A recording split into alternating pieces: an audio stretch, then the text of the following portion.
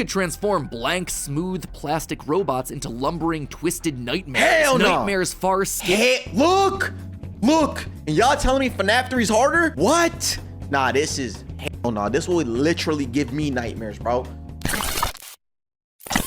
Chat, I need y'all to lock in. Last time I watched a FNAF lore video, y'all were commenting and saying, yo, you need to watch the Matt Pat, the Game Theory one. You know what I'm saying? Shout out to the GOAT. And today we're gonna be doing that. So I got 1, 2, 3, 4. How many? Don't say it, please, okay? All right, yeah, I think that's all 4 of them.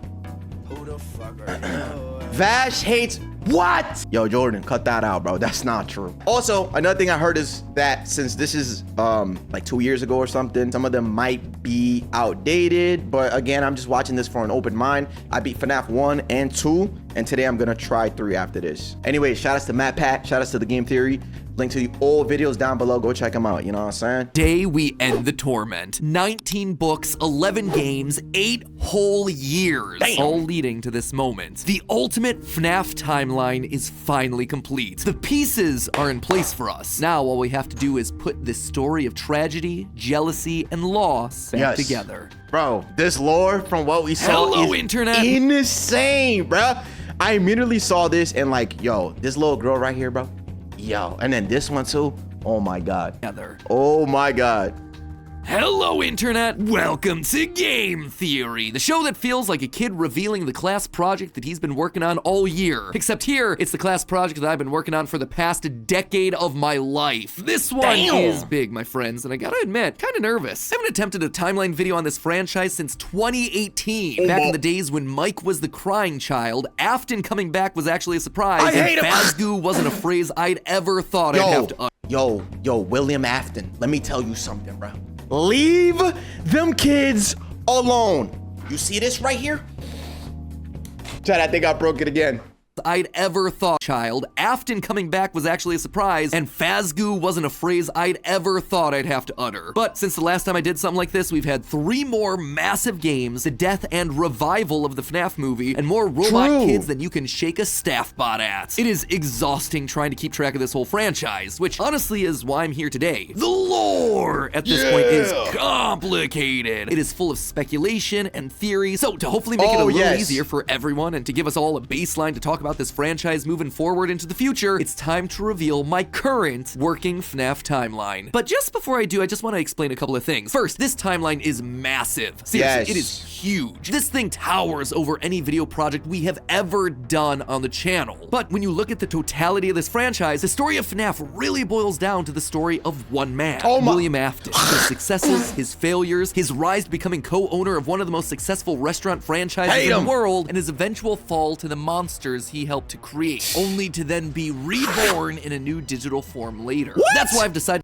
Oh, he keeps going. Wait, I thought it was Springtrap, no? But anyways, yeah, this timeline is gonna be insane because like he said, a lot of it is theory or like Easter eggs and conspiracy and like you as a player trying to put things together, so it might be different from what other people think. All to the monsters he helped to create. Yes, I use OBS, yes. Reborn in a new digital form later. That's why I've decided to split this timeline into 3 main chunks. The foundation of Freddy's, how the business started and how it came into being, the Afton era, William's decades-long murder spree, and post-Purple Guy. Basically modern FNAF. Everything that happens after the pizzeria simulator fire. And because there are lots of new big revelations in this thing that seemingly come out of nowhere, as well as just points I want to talk about further, I decided to dedicate 1 episode to each chunk. I originally wanted it to be one seamless continuous video, but it just felt incomplete without some sort of explanation at the end of each one. Once this whole thing's done, I promise I'm gonna merge all the narrative bits into one massive video so you can just skip my explanations. But for now, this just felt like the best, most satisfying, most complete way to do this. That being said, this is still I'm actually glad I'm watching it like this, like in parts, because I'm gonna need the full explanation because I'm an amateur, bro. I'm a peon when it comes to this FNAF stuff, so I'm actually gonna watch it for the explanation too, to see how he came to that conclusion. You know what I'm saying? Story, the broad strokes of the franchise. So in order to make sure that you guys know that I'm not just pulling answers out of thin air, not only am I discussing some of the more controversial bits at the end of each chunk, we're also putting in a handy little graphic in the bottom left-hand corner of the screen, which will show thumbnails, video titles, books, and any other citations that we need throughout the video. So if you wish to understand that specific statement in more detail, that game is That game is lore as well? Fazbear, yeah, this one, Into the Pit. Is that not a game? And a book, I guess. Who the fuck? Oh, okay. Video. So if you wish to understand What is that that? specific statement in more detail, you know exactly where we've What's taken good, it Ark? from. That way you can Welcome. look into those details for yourself. So sit back, grab some popcorn or your pitchforks if you're the type to get upset when I say something controversial, and make sure that you subscribe, since this is going to be a video that you're going to want to come back to a few times in order to fully dissect. Without any more waiting, I present to you the story of a loving, obsessive father who slowly descended into madness, and along the way be me. discovered the secret to eternal life. Yo, Our story begins. I know y'all don't like me pausing. Just shut up, I'm reacting. Anyways, would y'all do that if you could find a way to live forever? Like a sense of being immortal, you know what I'm saying? Sixth pause, by the way, stop pausing, all right? No, next Our question. story begins not Oh. in the 1980s, or even in the 1970s, but all the way back in the 1930s. It was the throes of the Great Depression, and people were in desperate need of cheap entertainment, Oh, I remember especially that. in Utah, one of the states hit hardest, fourth highest unemployment in the nation, and full of transients. I was alive people during looking that for era. work in Salt Lake, finding none, and ultimately moving on to find their fortunes out in California. People were tired and they were hungry, but as they traveled, there was one thing that could lift their spirits: a simple roadside attraction called Fredbear's Singin' Show. The ads were plastered all over town, featuring an animated bear drawn in the popular pie-eyed cartoon style for characters at the time. He resembled cartoons like Mickey Mouse, Felix the Cat, Betty Boop. It immediately said that this, Fredbear's, She a was a baddie. place where you could bring the family. And the price, honestly, couldn't be beat. For 50 cents, you could get food and entertainment as you watched the local trained real-life dancing bear perform on stage. Normally, you only got to see dancing bears at large traveling circuses like Barnum and Bailey, where the tickets would go for about $1. That's $1 without food. But this Damn. was a smaller show. $18 The type from now. the Vaughn brothers or the Robbins brothers, where tickets would sell for just a mere 50 cents. Watching that bear do tricks on stage brought a glimmer of joy at a time when so much was wrong with Mega the world. unk. The simple show would go on for years, bringing happiness to hundreds of travelers passing through looking for a quick meal. But it left a Yo, y'all permanent funny. impression on one little boy, capturing his imagination in a way that nothing else had. One little boy named Billy. That was his nickname at least, but his Aw, parents Billy. liked to call him William Afton. The bear could dance. William! For decades, William dreamed of recreating that moment of bringing a musical bear to life, but how? William was smart, without a doubt, and he had a keen mind for business, but he wasn't the most creative. How do you make a singing, dancing bear come to he life? turned to his the best friend. he could do was using rudimentary costumes. William was inspired by the work of Walt Disney, who throughout the 50s and 60s was pioneering the use of mascot suits throughout his theme park. Yeah. The big innovation? Suits with 5 fingers. This allowed the performers wearing the suits to use their natural arms and hands to interact with the guests, as opposed to the older models where the arms would just hang limply by their sides. Finally, with a simple mascot suit, he would be able to realize his childhood dream. He would be able to bring Fredbear to life. To appeal to the kids, and for copyright reasons, he changed Fredbear from a realistic brown animal to a cartoonish yellow bear with a purple hat Freddy! and bow tie. But feeling like one character wasn't enough, he added another friend, a yellow rabbit with a purple vest and matching tie named Bonnie the Bunny. Well, Fredbear was certainly his first love. that's the Bonnie OG was Bonnie? extra special because that was his. It was an original character that he had created from scratch. And I do mean scratch. William's hand-sewn costumes were rough with seams and stitches visibly showing, but it was the best that he could do. And you know what? It was just enough. Come on, Bonnie Lemon. and Fredbear would perform on stage to small but enthusiastic You're welcome, last crowds. forever. Finally, he was able to deliver fantasy and fun to all the kids, delighting and inspiring them in the exact way that he had been delighted and inspired so many years ago. And things could have ended there. That could have been the end to his story. It could have been perfect had it not been for one thing. Other people saw the success of his idea and they wanted in. Enter Chica's Party World, a rival restaurant starring performing animal characters. His idea, except they did it better. William may have been the first, but obviously he wasn't the best. It hurt the prideful William Afton to admit it, but this restaurant was able to do the thing that he always wanted to do. Make Well, this the anim- goes all the way back to the back then, bruh. This was back during my time, you feel me? But anyways, this seems like very early. I've actually never heard this version of William Afton, so I might actually change my perspective of him. I don't know though, because right now, disgusting. Anyways, I thought he brought in help from that one other guy that was good with animatronics and stuff. So I feel, it seems like it was always Stop yapping, stop yapping. Bro, let me talk, bro. Animals actually come to life. All of the performers in this restaurant were robots, simple metal skeletons that were powered by battery packs, but all of them able to freely turn and talk and dance on their own, no human required. It was like magic that came from the mind of a brilliant creator named Henry Emily. This Henry, in some small way, had been able to harness the power of life itself. Afton admired him. He was jealous, to be sure. He also looked upon this man. Relatable, genius, smart, connoisseur, entrepreneur. That's me right there. That's relatable. I remember him from back during my time. That was my best friend.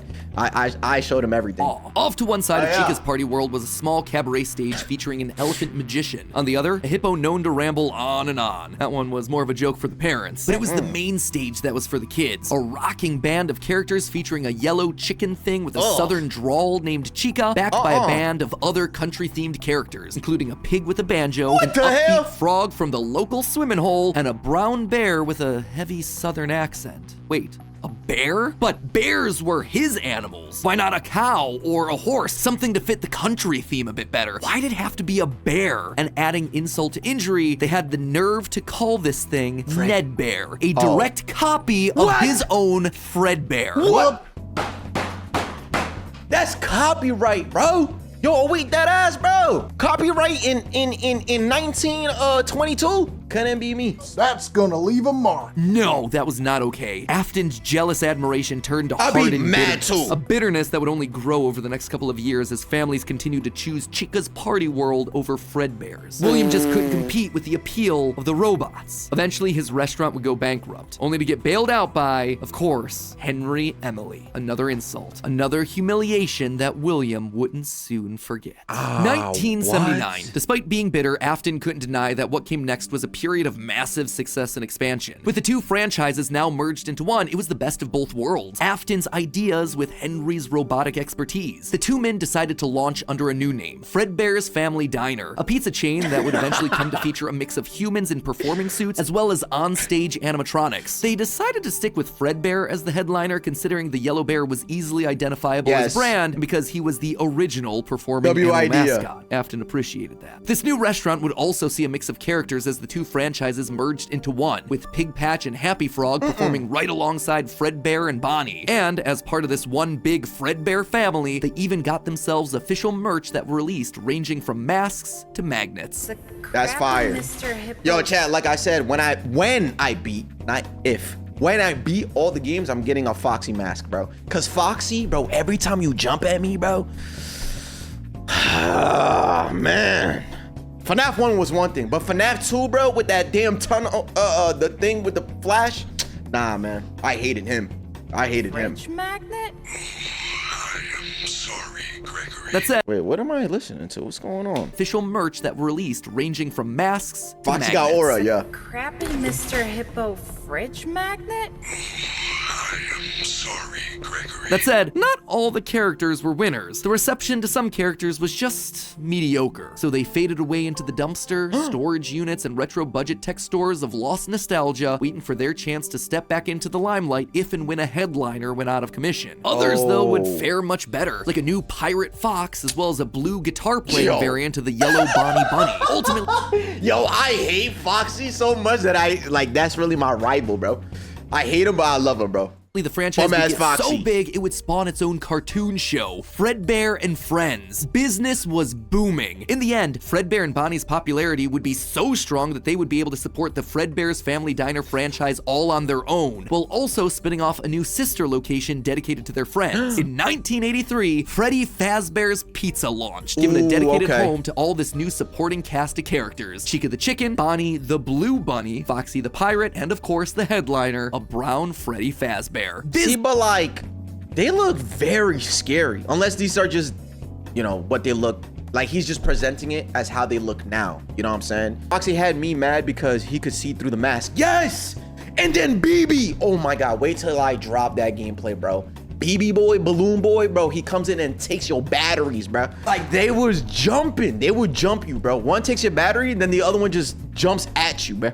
Business was good, and Afton was happy, mostly. It did bother him that the one original character that he created, the one that he himself played, Golden Bonnie, got passed over for inclusion in that cartoon show. The only character in the roster of regulars to get ignored for the show, but other than that, things were going smoothly. He had himself a wife, 2 sons, a daughter, he had a thriving business, and best of all, he was able to learn the craft of robotics from the man that he both loved and hated, Henry. Together, they were constantly pushing the limits of what these characters could do. Because it was quick and easy, new characters introduced into the roster would be given a simple hand-sewn suit with 5 fingers that any performer could wear. Eventually, Henry would design one of his signature animatronics for that character, utilizing a divided mouth with either a hinged or sliding jaw design. This was the first generation of animatronics. But why stop there? Afton had big ideas. What if the animatronics weren't just locked to the stage, but could freely roam the restaurant and interact with the kids? What if his mascot suits could become animatronics? What if you could use more than just rigid metallic skeletons? Why not experiment with tubes and wires that would give the animatronics fluidity and flexibility while still providing structure? This The looks possibilities scary. for this technology were endless. Afton fell in love with robotics. He had started with a dream of bringing one simple singing bear to life, but with robots, he had stumbled across the tools that gave him the ability to control life itself. And thanks to Henry, he was practically speedrunning his way to an engineering degree. And while William wouldn't admit it out loud, one other thing that kept pushing him forward was the desire to beat his former rival, to prove himself smarter and more capable, to surpass. You already have a loving family. You got 3 kids, bro. You got millions, bro.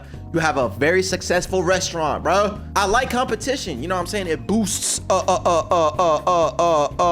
man who everyone else considered to be a visionary genius. But pride cometh before the fall, and tragedy was about to strike. No! Okay, so that brings us to the end of part 1 of the story. That said, at the end of each of these chunks, I want to break down some of the logical leaps that I made, since the more narrative format doesn't give me much of a chance to justify a lot of the big decisions. And admittedly, there are some large leaps in here. Let's just start off with Fredbear's Singing Show, shall we? We know, based on the retro poster that was hidden in Security Breach, that at least at one point, Fredbear was an actual bear. And like I called out in that narrative segment, dancing bear shows were a real form of entertainment. The only problem is that, timing-wise, none of our main characters would be the people in charge of that business in the 30s and a series of pizza restaurants in the 80s without them just being extremely old. Best case scenario, if Afton's running the Singing Show when he's 18, that still puts him at nearly 70 when the first pizzeria opens and his murder spree begins. Damn. It just doesn't make a lot of logical sense because he doesn't become immortal until his first death in Springtrap. That's why I suspect that Fredbear's Singing Show was either a family business that Afton then carried on to a new generation, or something that he saw as a kid and just wanted to recreate when he grew up. The Fredbear Singing Show thing also starts laying the groundwork for some of the core elements of this story, that Freddy's was a place of fantasy and fun, and that Afton, despite eventually falling to become the heartless serial killer and mad scientist that we know him as, began as someone with good intentions and a love of entertaining kids. He wanted to bring things to life from the very beginning, a theme that recurs a lot for him throughout the rest of the franchise.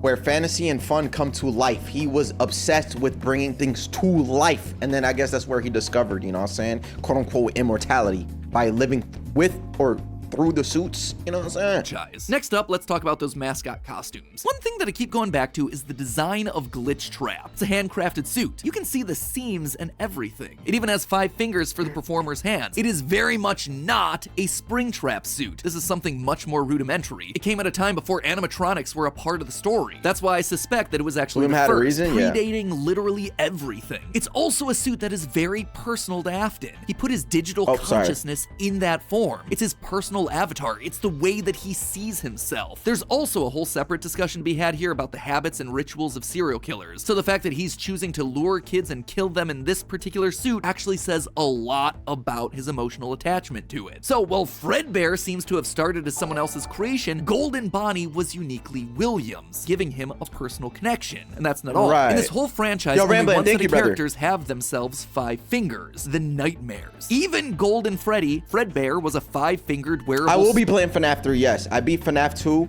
I'm gonna play it right after this. So once I'm done with the lore, I will play Fnaf 3. Dude at one point in the story, as we see in this shot from the graphic novel, before he, like everyone else, was turned into an animatronic. This seems to imply that all of the main characters had similar wearable mascot outfits at least at one point in time, and that whoever is having the FNAF 4 nightmares, if they even are nightmares. Bro, okay, so then what's, so look, I played FNAF 2, I was told, no, I played FNAF, I was told, yo, FNAF 2 is the hardest. right? Boom. I had people come in my chat and say, yo, bro, wait till you get to FNAF 3. That's the hardest. Then in my head, I'm like, yo, bro, but what about FNAF Nightmare Mode, bro? Do you see this? Is this not the most scariest, hardest one? How is FNAF 3 harder, bro? FNAF 2, music box, BB Boy, hello, hi, ha ha ha, hello, hi, ha ha. Then you had the fucking radio. Then you had Foxy, Wither Bonnie, Wither Chica, Withered Your Mom. Then it had Toy Chica, Toy Bonnie, then Vance, bro. How the hell is FNAF 3 harder, bro? FNAF 2 is heavily RNG based. True, I agree with that. FNAF 3 has Springtrap, the hardest animatronic. What the Good luck, Unk. Okay, fine. Here's something that we'll touch on in part 2, saw those mascot suits specifically. Lastly, we have to talk about the elephant in the room. The literal elephant, Orville Elephant, as well as the rest of the mediocre melodies. For a while now, I've suspected that the mediocre melodies played a much more important role in the story than just being a bunch more animatronics to fill out the roster. Especially Ned Bear, which is just so suspiciously close to Fred Bear. And yet, there are 2 key details that we're gonna have to justify with any mediocre melodies mention. One, they're very rudimentary with external battery packs, implying that they come very early in the timeline. And 2, we know that at minimum, Mr. Hippo does eventually become an official member of the extended Freddyverse. Reminds me of somebody in chat. If these things are supposed to be cheap, generic rip-offs, why would you be trying to rip off yourself? You wouldn't. You would be stealing someone else's ideas. So if Afton created Fredbear, there would have to be some rival franchise. The only other person who would likely be ripping him off, Henry. We've talked extensively about how the mediocre melodies are clearly Henry's design aesthetic. So it just has to be him. I don't think Henry's doing this maliciously. He doesn't strike me as the type. He was likely building the robots at the orders of someone else that was running a rival restaurant franchise. But that's enough motivation to start Afton down a path of jealous rivalry, but also begrudging admiration. As the Freddy Files Ultimate Edition says, it's important to revisit the beginning of Henry and William's relationship, so here you go. I think this is where it begins. Also, this is future Matt Pat here coming back to add this one in. Seems like the recently released character encyclopedia has backed up all of this speculation. I had this timeline written for about a month now, but I've also been holding off a bit to see what wrenches this character encyclopedia might throw into so this it. And on really, this particular this not even a like a theory or anything. Like his stuff is generally backed up, so it makes sense. Well, I was told that like some of it might be outdated, but bro, this is good so far. It seems like we might actually have nailed it. They actively call out the suspicious similarities to the main Fredbear crew. Quote from one of the pages: Ned Bear looks like an imitation, altered just enough to avoid copyright issues. What's up, Iko? I don't know about you, but that seems to imply that we were right on the money. Nice. Knowing all of this, at one point the franchises had to have merged. That's really the only way that you get Mr. Hippo from the rival franchise as part of the Fazbear crew. This also mirrors a lot of what happened in the real-life history of Chuck E. Cheese, with 2 rival restaurants, each with their own casts of characters merging to become one unified brand. Again, we've gone into that in detail with other videos, just wanted to remind you all of that here. But why would I call out the rival restaurant as being named Chica's Party World? Few things, actually. First, we know for a fact that a location named Chica's Party World exists. It is mentioned in the source code teasing sister location, so it is out there somewhere and doesn't fit cleanly anywhere. Second, in the story The Puppet Carver, Chica is very explicitly looped in with the book versions of Pig Patch and Ned Bear, implying that she started as a mediocre melody. Thirdly, her design just fits better with a theme of down-home country animals with southern accents playing the banjo. So, but like, let me ask you something though, cause look, this is what Chica looks here. Whose idea was it to make her look how she did in FNAF 2? You know what I'm saying? Cause Chica has some thighs on her, bro. Why she walking around with, I don't know, pink underwear and shit? That's FNAF 2, Chica's head. On FNAF 1, Chica's body. Chica's is chopped. Right here she's chopped, but what about FNAF 2, bro? Eaten with bibs. And with her being the headliner of the show with her name on the restaurant, it would make sense then that when the restaurants merged, she was the one that was added to the main cast of characters while all the other mediocres faded away. It's also why when Freddy's closes after William's killing spree, she's the one to branch back off into her old franchise and is therefore missing in sister location. A detail that's bothered me for years at this point. It might also explain why William decided to stuff his first dead kid into Chica. What? That one was Henry's creation. I thought it was the chat, what the hell, boy? I thought it was the sister location shorty, the one with the ice cream. Her job was to like reel kids in, and he came up with a perfect way to kidnap children, right? So she would reel kids in, try to make ice cream for them or something, and then snatch them. So he snatched the daughter. Oh, no. No, all of them have bodies in them. His daughter wasn't the first. Oh, still don't know if the pupper or Chico was first. Oh, okay. Is all of this a big leap? Yeah. Is it connecting Circus a lot of baby, dots yes. that are very spread out across the franchise that I've been holding on in the back of my mind for years? Absolutely. But I think it makes sense. It also serves as a clean answer to a lot of the random threads that Scott's been leaving dangling for years. So with all of that in mind, my friends, we can close the book on the foundation of Freddy's. And don't worry, next week I'll be back to give you arguably one of the most confusing parts of this entire timeline situation. Part 2, the Afton era. I promise Okay. it will actually be next week this time. No, this is actually, this era is gonna go crazy. Or waiting You know around. what I'm I'm saying? just as eager to get this one out the door as you are to watch it. I promise. You know what else I promise? I promise that we'll actually get to talking about the games. I would have liked to have talked about them in this episode, but there just isn't that much in the games that helps us depict anything pre-Family Diner. Although, let's True. be honest, this franchise has never been just about the games anyway. Even back in the Jesus. early days of FNAF, we were That decoding is true. images and source code that Scott fed us through the website. The modern day books. That is true though, because after playing FNAF 1, I didn't really get anything lore related, to be honest. Except for like the guy talking on the phone, which by the way, FYI, why does the game immediately start you right away? Because, oh, you haven't watched this yet. Because I haven't posted the FNAF 2 one. But in that gameplay, I try to listen to the calls. Whole time, music box is unwinding. Clues that we get from those things, now they're just modern extensions of that. All of it is crucial Don't to spoil your understanding own this video. Oh, franchise yeah. and its lore. Unless, of course, Steel Wool finally gets around to making that Fredbear's Family Diner game they want to make so badly. I've already. Thank you for the follow, brother. Kind of back to. I have no clue if we'll ever be able to do this, but getting back to kind of like the origin of like Fazbear Entertainment or the origin of Freddy Fazbear. But in the meantime, while we wait for that inevitably cryptic game, I hope that this start to the timeline helps to fill in some of those gaps. I'm excited to share part 2 with you next week. If you haven't subscribed And guess what, Mr. Matt? I have part 2 right here. Hello, Internet! Welcome to Game Theory, and officially page 7 of the FNAF timeline script. Last time we covered the origins of Freddy's. We talked about William Afton's childhood dream project of making a singing bear come to life, and the Yes. infuriating moment that his dream is copied by a rival restaurant franchise looking to steal away his success. The merger of the two franchises results in William meeting Henry, a brilliant designer with a knack for robotics. Yes. Working There together, you they go. make Fredbear's flourish, spawning popular Saturday morning cartoon shows, toy lines, and spin-off restaurants under the Fazbear name. When last we left him, Afton was thriving, the world of robotics opening his eyes to new and exciting ways of bringing characters to life. Bringing things to life,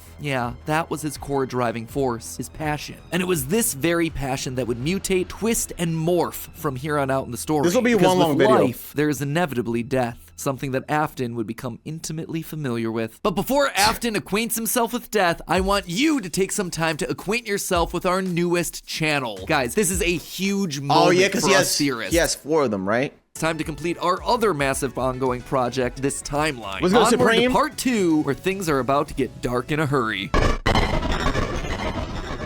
Chapter 2. 1983. Business was booming with 2 whole restaurant franchises running. Thank you, Brad. Fredbear's Family Diner and the newly opened Freddy Fazbear's Pizza. Together, William and Henry had been able to take the hybrid suit idea and make it into a reality. They called their new invention the Springlock suit. And fittingly enough, it was Oh my symbolic of the God. partnership between these two men. These a human suits, suit bro. as designed by William that could become a freestanding Henry-style robot. But because it was still new tech with kinks to work out, the rollout was limited, restricted only to the Fredbear's Family Diner location. All of this meant that William was busier than ever. He didn't have time to be a full-time parent, so he designed a nanny cam system where cameras and speakers were hidden throughout the neighborhood, as well as in his youngest son's favorite toy, Psychic Friend Fredbear. Wait. I mean, plushy Fredbear. But since What the cameras just hell? weren't enough to raise a He had cameras around the neighborhood? You could have just hired a babysitter. Wait, hold on. We already know what happened. As y'all can see from this right here, we already know who that babysitter was. It didn't turn out too good. Since cameras just weren't enough to raise a kid, he also left childcare duties to his eldest son, Michael. my God. There was just one problem with that. Michael was far from the best babysitter. He Yeah. tormented his younger brother by jump scaring him with a foxy mask and constantly left him behind. William Aw, watched that's all of it sad. from his cameras. Kids would be kids. Tomorrow was another day, after all. Except Michael's torment didn't stop. Bitter, angry thoughts would run through Michael's mind. Why did he have to be the one to take care of this whining crybaby all the time? It just wasn't fair. It was time that he got even with his brother by playing the ultimate prank. A prank that just so happened to be on this crying child's birthday. Oh he and my his friends God. would take his scared little Yes. brother and make him do the one thing that he was terrified of doing, getting close to the animatronics. That would be embarrassing for the kid that was such an embarrassment to him. His brother squirmed, screamed, kicked, and fought, but just as they were putting that small, squirming boy up to Fredbear's lips, the mouth snapped shut. The sensitive spring locks inside the body had been triggered by the boy's movements, and they'd immediately clamped down. The wriggling stopped. The Bro, boy- I already know of this, but like as I'm watching, I'm just imagining it, bro. Like on his birthday, you make him do the thing that he hates the most, the thing that he's most scared about, bro. You don't even bring him close to the damn animatronic. No, you put him in his mouth. Look, what are we doing? Are we serious? Quick question I just thought about. You said you'd play all FNAF games. Does that include the spin-offs? Maybe not the spin-offs, because somebody did mention the Joy Creation, and I'm like, you know what? I think I wouldn't mind playing that. Mimic, yeah, I'll play. The boy yeah, was I'll play taken to the Mimic. hospital and was immediately given an IV. Flowers and pills filled the nightstand next to his hospital He's bed. not dead? The damage was too severe. He couldn't recover. As the younger brother's consciousness began to fade, he could hear Michael's last words, a small and flimsy apology. But his father, Williams, through the voice of the Fredbear plush, were a firm and committed promise to a dying son. You're broken. I will put you back together. This would not be the end. No matter what, Williams' son would live. Wait, he wasn't even present at the hospital? So he called him up, walkie-talkie, threw the toy and said, don't worry, bro, I'm gonna put you back. At least he kept his promise.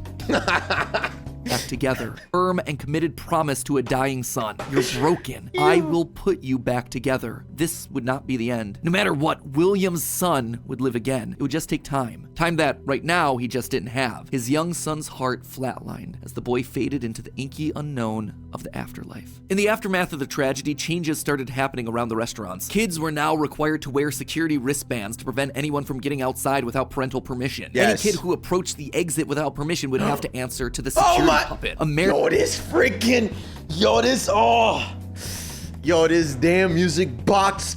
Oh my God, bro. Oh my God. Any kid who approached the exit without permission would have to answer to the security puppet, a marionette on strings that could fly around on rails across the restaurant to stop kids in their tracks. It was William's idea, inspired by Michael constantly leaving the restaurant without his brother. In the wake of Fredbear's springlock failure, all the hybrid suits were getting retired, locked away at the nearby Freddy Fazbear location. It was yet another tough pill to swallow after all the hard work that he and Henry had put into them. William would eventually bury the boy's small body in a remote location out in the woods right alongside his drive into and out of work every day. The death of this little boy sent the family spiraling. His wife, crippled with grief, was so distraught that all she could do was sit and watch TV. But his son Michael was far worse, complaining of seeing hallucinations of a golden bear standing outside of his window. The boy was so racked with guilt that he was convinced that he was being haunted by the ghost of his brother stuck inside the suit that took his life. The suit's three-toed feet digging into the wet earth. The words, "It's me," ringing through Michael's ears. Some nights, Michael would even go so far as to break out of his room to check the gravesite and ensure that his brother was still there. As for William himself, he disappeared into his work and his drinks. Junior's, the local bar, wasn't far from his son's gravesite. He found himself going there more and more frequently, spending longer and longer amounts of time there. The bar gave him a place to think, to remember, to reflect and stew on how Henry had stolen his idea for an animal-themed restaurant, how they'd cut his character out of the cartoon when everyone else was there, how Henry had humiliated him by buying him out of bankruptcy, and now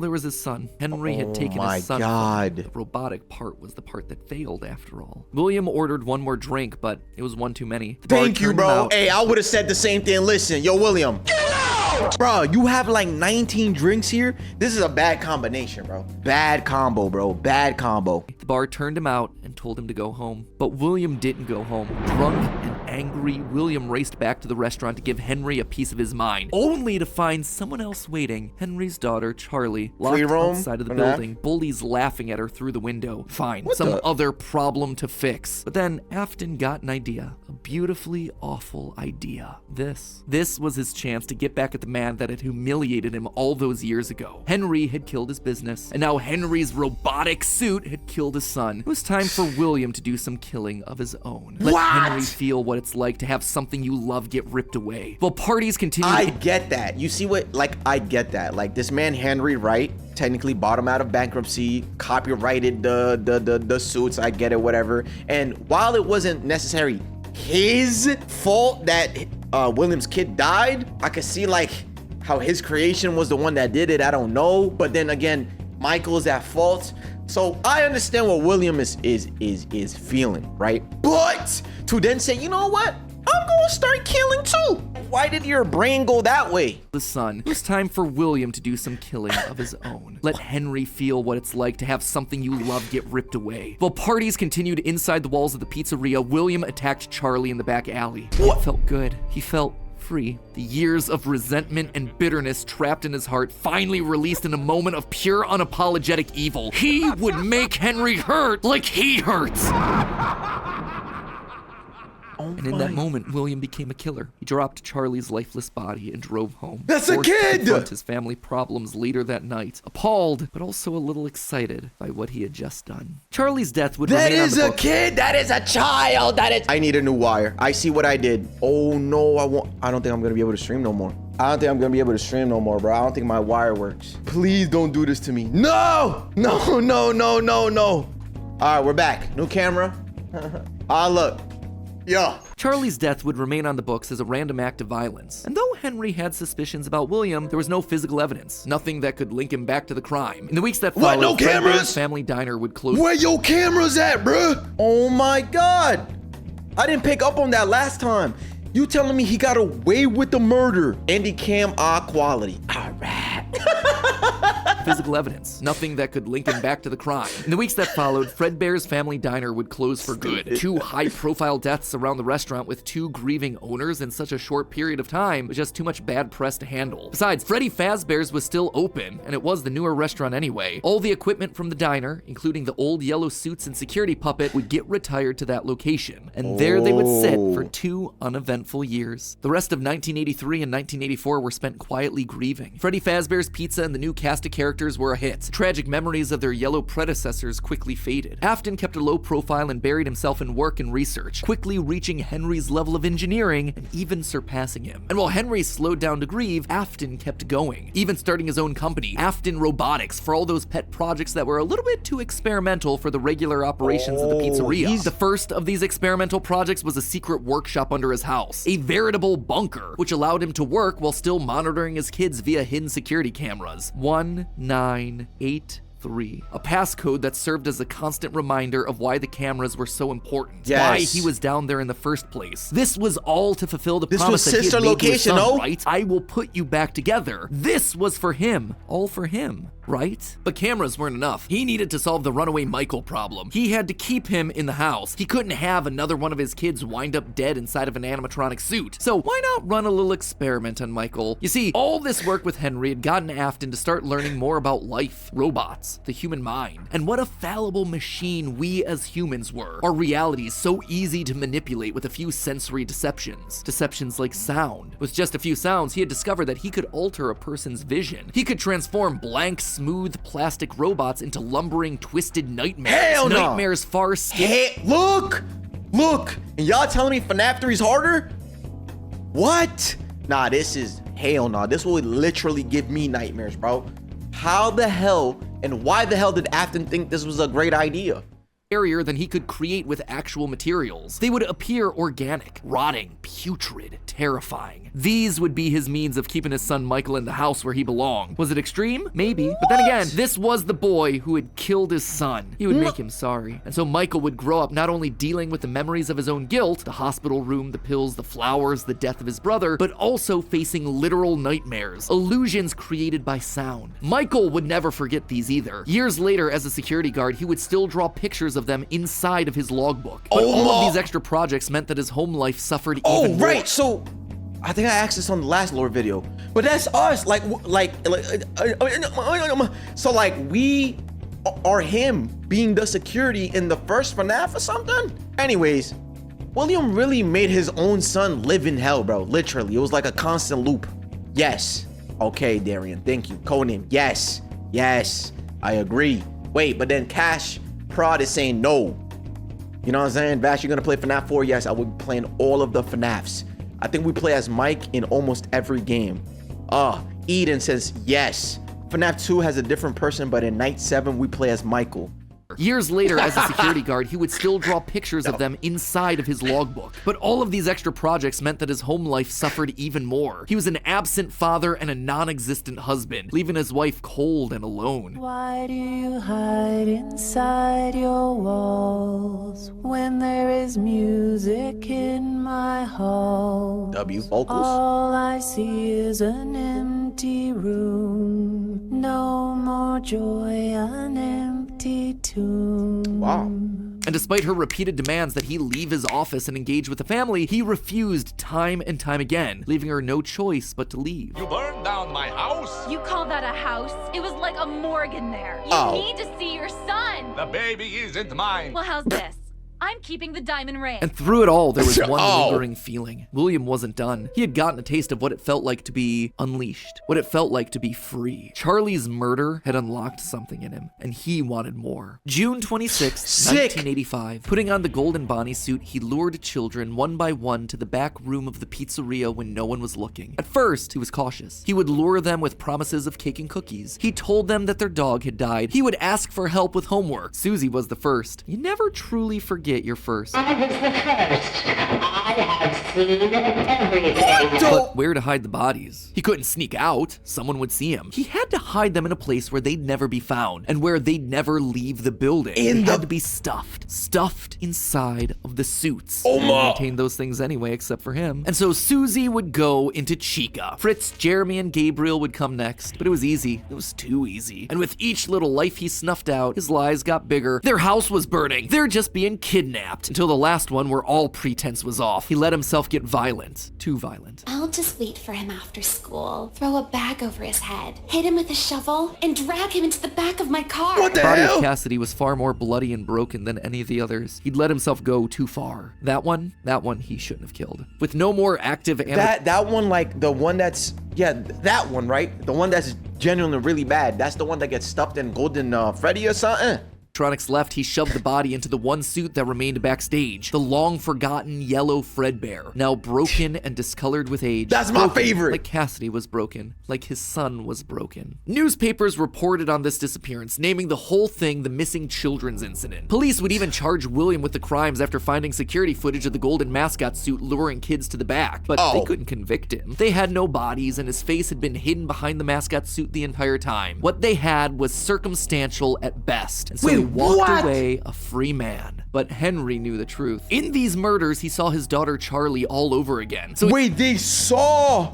Oh man, bro, poor guy. Anyways, they saw it, but they didn't have enough to convict him of it. Are we serious right now, bro? Wait, which camera am I looking at? Are we dead ass, bro? Nah, he actually got away a lot of times, multiple times. Talking about an incident, brother. Kids are missing. Find them, bro. Yo, I'll tear down that entire restaurant if I have to, bro. Make me FBI director, bro. Oh God, I'll solve this whole mystery. Henry knew the truth. Thank you for the follow, In these brother. murders, he saw his daughter Charlie all over again. So he threw Afton out of the company and shuttered the doors to the old pizzeria. Henry would keep the franchise quiet for 2 years. This would not happen again. This could not happen again. How could he protect the kids? Finally, he developed a solution. He would implement an even more extreme security system in the form of new animatronics. Toy animatronics, inspired by the toys that they had been selling years ago. But these guys, these were special. They were a new breed of robot with facial recognition abilities. But most importantly, they're all tied into some kind of criminal database so they can detect a predator a mile away. All the original animatronics, now withered with age, were moved to the new location. With a plan in place, it was time to try once more. The year was 1987, and the new and improved Freddy Fazbear's Pizza was making headlines in local newspapers. Headlines that just so happened to catch the attention of William Afton. Freddy's was back, and without him? That was his idea, his character. Henry was, yet again, trying to cut him out of the picture. No. As long as these restaurants stayed open, William would always come back. Then he noticed the phone number to apply at the bottom of the article. $100 a week to apply call. Afton would go back, not as an owner or co-founder. He would go back in the one place that they would least suspect him, a lowly day shift security guard. And there it was, buried in the back of parts and services mixed in with the old withered animatronics was the golden rabbit, with the yellow security badge still on his chest. Oh, chat, so then are we him in that game? I played as William in Fnaf 2? I should have gotten myself jump scared multiple times. I should have never beaten it. Oh, he's the day shift guard. That's why he said in the phone. I remember. Something about we have a security guard, but he only works in the morning. Y'all are locked. Y'all are locked. This is why I like when I say, yo, chat, then I ask a question and it gets answered, bro. He used his crank to pull open the spring locks. It was time for Bonnie to give an encore performance. Someone used one of the suits. We had a spare in the back, a yellow one. Someone used it. Now none of them are acting right. From what I understand, the building is on lockdown. No one is allowed in or out, you know, especially concerning any previous employees. When we get it all sorted out, we may move you to the day shift.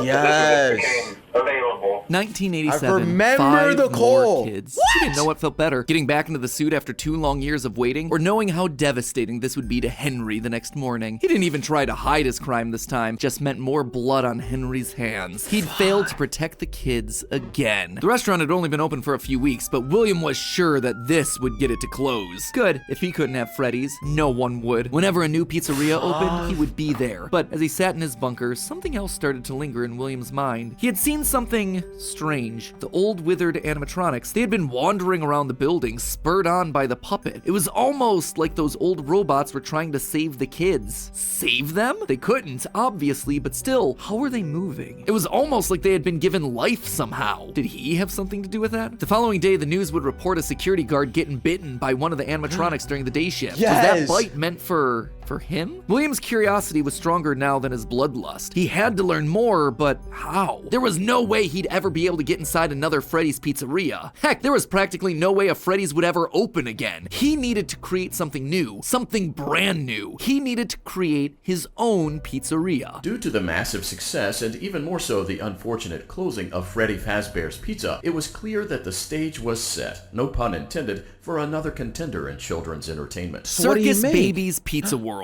This would be the place where he could continue his work. No longer just murdering, experimenting. He needed more kids, and he needed them alive. And knowing that he couldn't show his face on the restaurant floor, bro, did you hear that? He needed more kids and he needed them alive. What? Yo, bro, this is sick, man. More kids, and he needed them alive. And knowing that he couldn't show his face on the restaurant floor, he needed a way of remotely capturing his victims and preserving them for his work. With that goal in mind, he designed a new breed of animatronic. Their endoskeletons fluid and flexible. He equipped them with sound lures that could mimic voices. They could isolate children. They could incapacitate and contain them with zero direct input from him. It was brilliant. He was brilliant. Jesus. Far beyond the simple bars and wires of Henry's designs. And the characters he chose for this were uniquely his. His new roster wasn't going to be tainted by Henry's disgusting barnyard bird. Instead, it was back to his characters, his creations. Freddy, Bonnie, Foxy, as well as 2 special ones. The first, Ballora, was an homage to the woman who left him. Now she would never leave him again. The second, the titular baby, was designed with his baby in mind, Elizabeth, his youngest child. She would always be Daddy's little girl, the one that listened to him, the one that obeyed until the day that she didn't. Daddy, why won't you let me play with her? She's so pretty and shiny. Oh! Didn't you make her just for me? The day before Circus Baby's Pizza World opened, she disobeyed. She didn't listen. Left alone with Baby, she got too close. The animatronic ripped in half and swallowed her whole. A scared and confused child fading into eternal darkness. By the time Afton found her, it was too late. She was gone. He immediately canceled the launch of Circus Babies under the guise. So chat, it's all of them are gone. The wife, I guess, got the better end of the stick because she left him respectfully, you know what I'm saying? Because he was not a good father. And I guess she's still alive somewhere, right? Boom. But then, damn, like all his kids are gone now. I can see why he's a villain though, because like he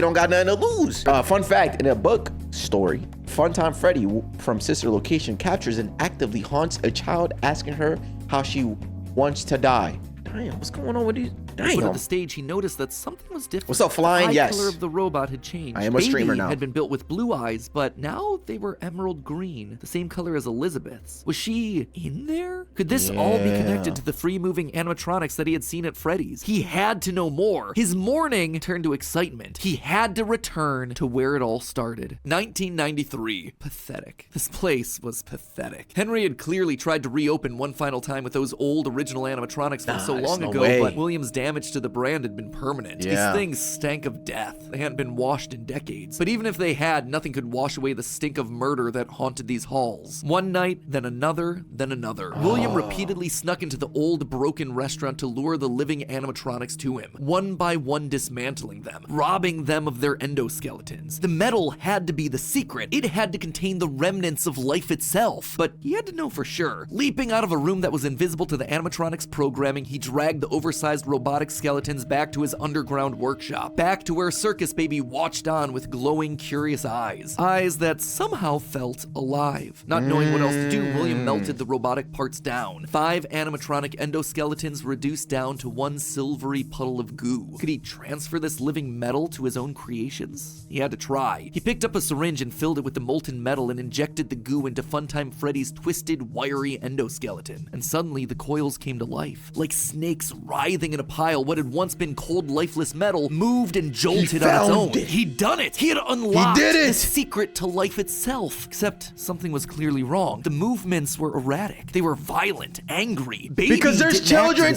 trapped in there. Oh yeah, but she's acting regular. Is it because she's still loyal to her father?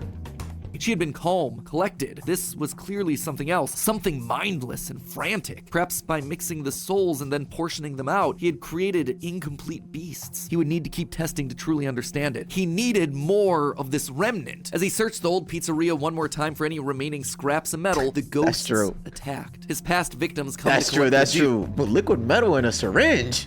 How is that even possible, scientifically speaking? Yeah, obviously, you know, it's not real, but I see what you mean, though. Could be like Mercury Plus or something, yeah. His past victims come to collect their due, all led by Cassidy. The 5 lined up and blocked the door, and Afton's mind reeled. The scientific implications of this were incredible. Ghosts, real ghosts that he could see, all standing against him. But what could they do? What couldn't they do? He panicked as Cassidy approached. How do you stop something that's already dead? Maybe with the thing that resulted in their death in the first place. He would get into his suit like old times. He would regain his power over them just like the day that they died. He was the genius. He was the one in the suit. He was the one in charge. The spring lock snapped into place. Maybe it was his frantic movements. Maybe it was the leaky abandoned restaurant. Maybe it was just fate coming to collect its due. Well, actually, I don't know. I'm saying yes, but like, this is Springtrap now, right? So technically, now he became even more terrifying. His brain was suddenly filled with searing white-hot pain. He didn't know. The only thing he did know was that his brain was suddenly filled with searing white-hot pain as hundreds of metallic pins and gears stabbed into his body from all sides. All he could do was collapse, blood slowly oozing out of the suit and pooling onto the floor around him. It couldn't end like this. It wouldn't end like this. His work was unfinished. Unable to move, his only option was to survive, to live, to keep living. It took days lying in his own blood, but eventually someone found him. A security guard making a normal report. When he saw the animatronics torn apart in the middle of the party room floor, it caused him to file an immediate report of a break-in. An owner would have to come in and claim the damage. And who else would it be other than Henry? Hope jumped in Afton's heart. Henry would see him. They were partners after all. He would be the one to help save him, to get him out of this suit, to relieve him from this tremendous pain. I didn't Henry know that. entered the secret room. His eyes fell on Afton sitting there in the pool of red. And Henry, saying nothing, turned and walked away. This is just to inform all employees that due to budget restrictions, the previously mentioned safe rooms are being sealed at most locations, including this. Nothing is being taken out beforehand, so if you left anything inside, then it's your own fault. Management also requests that this room not be mentioned to family, friends, or insurance representatives. And so there Afton would sit, hanging on for 30 years, trapped behind the walls with an iron will that refused to die. Holy, end of this part. I say this part because it's not officially the end of the Afton era just yet, but this just felt like a really solid stopping point, and the episode has gone on forever. Okay, so most of this is things that we already knew, stuff that's been established and reestablished time and time again by the games. That said, there are 2 things that I absolutely have to address. The first and biggest is the placement of sister location, or more specifically, Elizabeth's death. To me, evidence in game seems to suggest that it was meant to come before the crying child's death in 1983. The biggest clue to this is that the crying child saw something. Remember what you saw is the phrase that's repeated over and over again by psychic friend Fredbear, aka William Afton speaking through a walkie-talkie in the Fredbear plushie's stomach. But what did he see? Well, I think we can tell based on how the nightmare animatronics are visualized. They have mouths in their stomachs, just like Baby ripping in half at the waist to swallow a kid. There's also the empty girl's room, one presumably left behind by a dead sister. And lastly, it explains why he's scared, and more specifically why Afton wants him scared. He needs his kids to stay away from the animatronics. He doesn't want them getting too close because the last time one of his kids got too close to a robot, his daughter died. That's then why he sets up the nightmares, to scare both Mike and the crying. So technically speaking, that happened, well, we don't know, right? So that happened before that, so that's why he's scared and always crying when he's near the animatronics. That's his one biggest away fear. From the animatronics from that point forward. That's why books like the Character Encyclopedia outright suggest that we play as the crying child in FNAF 4. That's why he has a nanny cam following the crying child everywhere, so he can keep tabs on his kids when they're out of his sight. He can't let another Elizabeth situation happen. The death of Elizabeth also gives William Afton extra motivation for killing. He's a grieving father. His daughter was taken away from him, so Charlie should die as well. He's lashing out at the world after losing his kids. And again, we know that at least one of his children had to have died prior to Charlie's death, based on the mound of dirt that we see in Midnight Motorist. It also allows circus babies to open and close earlier in the timeline, which is how you wind up with Funtime Foxy appearing as Mangle in the FNAF 2 location. Basically, Elizabeth dying first has everything it needs to fit, except for the most important thing, the murder weapon. Why would Afton be building an animatronic with a giant claw in its stomach so early in the timeline? At this point, he just has no motive. It just doesn't make sense prior to 1983. At this point in the story, he hasn't killed anyone, and we know for a fact that the missing children's incident is 1985. So Elizabeth's death coming before any of those events just doesn't work, hence why I placed it where I did in the narrative timeline. Afton's death here is also a bit tricky. We know that he returned to the FNAF 1 location to break down the original animatronics in order to harvest their remnant. We know that he melts down 5 things to become one thing. Candy Cadet makes that very clear. So the 5 things are the 5 endoskeletons from the various animatronics. That would be totally fine if it weren't for one huge problem. On his 5th visit to the pizzeria, Afton gets spring locked. So either the 5 becoming 1 starts in 1993, but then and the fact that he was there for days is crazy, bro. Just sitting in his own pool of blood. Here's my take on what the crying child saw. In FNAF 4, there's an Easter egg where you see William helping a performer get in the suit, but the child saw it and mistook it for the guy being killed. That was also in the previous lore video where, same thing, like he saw somebody and then he thought like that people were being stuffed in the suit, not knowing that they could also wear the suit in a sense. And then there's that, and then there's also the thing about the crying child was scared of the animatronics because he watched Elizabeth get snatched as well as the nightmares. spring locked. So either the 5 becoming 1 starts in 1993, but then finishes 30 years later when he reemerges from the wall to add the last endoskeleton to his pile, or he's had himself some reason to return to the original location after harvesting all the stuff that he can. It's not ideal, but it's the one angle that makes the most sense. And with that, this next chapter comes to a close, thereby leaving us with 5 more games to cover and another 40 plus years of Fazbear history to recap. Ooh, when you put it that way, something tells me that this might balloon into 4 parts. Ugh, we'll see. Anyway, until then, my Faz heads, congratulations, you made it through a massive upload. And hey, if you are still looking— this is not bad, bro. Hey, we used to this. Chat, we used to think 20-minute videos was like long, 30-minute vid. Nah, bro, now an hour is average. But hey, this was lit. We actually got part 3 right now, so we gonna do that too.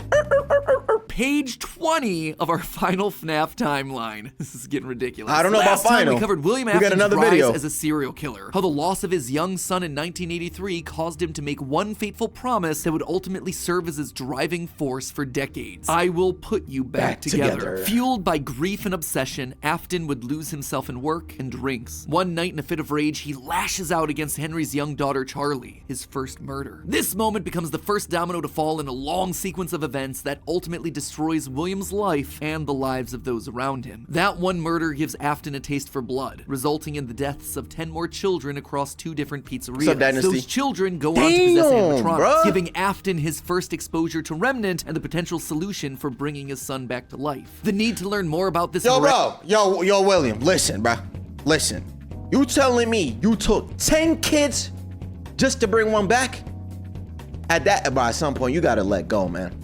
You know what I'm saying? You gotta let go. You knew what happened with the crying child. Oh wait, but apparently it was the sister first. So like, yo, bro, what are you doing? To Remnant and the potential solution for bringing his son back to life. The need to learn more about this miraculous power leads him to produce the Funtime animatronics, as well as their capture devices. Robots designed to bring kids to him for experimentation and collection of more Remnant. Except there was one thing that he didn't account for: his daughter's curiosity. He made the robots too appealing, and it would cost him Elizabeth's life. Now with 2 children to put back together, Afton was more desperate and crazed than ever, returning to defunct pizzerias to steal the possessed metal still living inside their walls. What he didn't account for, though, were the ghosts, forcing him to pay for the sins of his past. When last we left him, William was spring-locked, bleeding to death behind a secret wall. Gone, but certainly not forgotten, as we're about to see in today's video. Today, we're finishing up Chapter 2 of our story, wrapping up the Afton era. Over the next 6 pages, we switch our focus to the other main character of the franchise, Mike, a young boy dealing with the fallout of a stupid childhood decision with tragic consequences. A young man whose life is best described as collateral damage, caught in the blast radius of William's whirlwind of destruction. Now, before we begin, let me just rip off the band-aid now. We won't be finishing the timeline today. I know. I'm sorry. Yeah, I wanted to, but covering FNAF VR, AR, and Security Breach wound up taking me an additional... Y'all did say about FNAF VR. Is that... Oh my god. Wait, I don't even have the VR thing. I don't know. We'll see, bro. Like I said, so far I'm having fun. I'm having fun with the series. So if I get to the point where like I need to play this game, I actually don't mind getting the VR. That will actually be my reason to get the VR. You know what I'm saying? It's whatever. AR and Security Breach wound up taking me an additional 9 pages of script. And I've already made you wait long enough for this part, so I just had to make the executive call to break this one up into 2. Oh, there's a non-VR version? Okay, written, it is already recorded. It is just in the process of being edited. It is a hefty episode. So mark it on your calendar. That one's actually going to be going live on March 25th. It's also coming complete with a live talk back where we go back over everything from the past couple episodes, as well as having ourselves some very special guests. So overall, that one should be a lot of fun. Fair warning though, the conclusions we've reached that solve Security Breach, they are controversial. I feel good about them. Like, I think that we've locked in on a lot of the answers here, but they're gonna raise a lot of discussion. Let's just say that you're either gonna love that episode or hate it. I don't really think there's gonna be much in between on that one. Anyway, without any further ado, let's cover a chunk of the timeline that's a lot less controversial. Let's meet Mike. Okay. Continued. All right. Still wasn't back. Weird. Michael knew his father sometimes traveled for work, disappearing for days on end, but usually there was some sort of notice, a phone call, a post-it, something. It's not like Michael and his father were close, far from it. But as a household of 2 suffering men coping with years of tragedy and loss, there was at least some element of communication between the 2 of them. They were united by a name and a shared pain. This time though, things felt different. William had left nothing. His absence. What's up, Annie Bunny? How you doing? There were no check-ins, no updates, just silence. Something had happened. If there was one thing Michael knew about his father, it was that he had contingencies, safety checks, backup plans. His father was a careful and guarded man. He held his cards close to his chest, and as such, William had prepared him in the event that something like this ever happened. Normally, his father kept his home office locked, but in the event of an unexpected, prolonged absence, Michael had been instructed to enter his father's office and look behind an empty set of shelves mounted in the corner of the room. Rolling his eyes, Michael entered the office. He never fully understood how William was able to spend so many hours of his days locked up in here. There was just nothing to do. Most of this place was empty. He dragged himself over to the shelf in the corner, expecting to find an emergency contact list, a family safety deposit box. But what he actually found there was completely unexpected. Father, it's me, Michael. I did it. I found it. It was right where you said it would be. The shelf swung open and revealed a giant industrial elevator, one that led straight down to sister into an location. Bunker. But that was impossible. Hidden inside his childhood home was a secret entrance to an enormous underground science lair? It didn't make any sense. Hey, Kayla. Seriously, it didn't make any sense. And yet, here it was, mapped directly underneath the floor plan of the house that he'd grown up in, lost his brother in, been tortured in. Michael thought that he'd known his father, a prideful, sad, angry man with petty, everyday problems, but clearly, he'd been living with a stranger this entire time. His father you thought you knew him, but you don't. Suddenly, the days of William being locked inside of his office made sense. He'd been here the entire time. Where was here, though? Was this Circus Baby's entertainment and rentals? The Circus Baby restaurant always did seem to be a deeply personal project for father. A failure of his that cut unusually deep, especially after that first location had to be closed prematurely due to the gas leaks. After that day, father really did seem to change, to lose lose himself even more in his work. Clearly, the entrance he had found was some sort of secret back way into the facility, one that required crawling through vents to navigate. His father had been working here, but in secret. Why? And that's when he found her. At the end of the facility, Circus Baby. His father's pride and joy. Except something was different about her. She wasn't like the others. The way she talked, the stories she told. This wasn't just a robot. She was alive somehow. And not only was she alive, she also felt familiar. There is something bad inside of me. I'm broken. I can't be fixed. Will you help me? Was this his sister? William's baby Damn, girl? bro. But how? Why? What was this place? He dug around some old files and found blueprints outlining the features of these animatronics. Storage containers, voice mimicking, parental tracking. And was that a child in Freddy's stomach? Was his father collecting and experimenting on kids? Were all the rumors that he'd heard throughout his past actually true? That the animatronics came to life at night? That there were murders done in all the pizzerias? That his father had somehow been the prime suspect in all of it? Suddenly, Michael's mind I'm scared, flashed back to bruh. his persistent nightmares throughout his childhood. Had he been experimented on too? Tears stung in his eyes as anger, fear, and confusion filled his body. His father's secrets were pouring out. William wasn't just a lame, overworked father. He was a monster, toying with life itself. Suddenly, everything clicked. He frantically looked around the room, blinking human heads on poles staring back at him. Green eyes, his sister. Blue eyes, his brother. Closed eyes, his mom. All just staring expectantly. These were meant to be human. William was working down. Oh my god, bro. Now him like finally realizing that's just crazy. Cause this whole time, right, the guilt was killing him.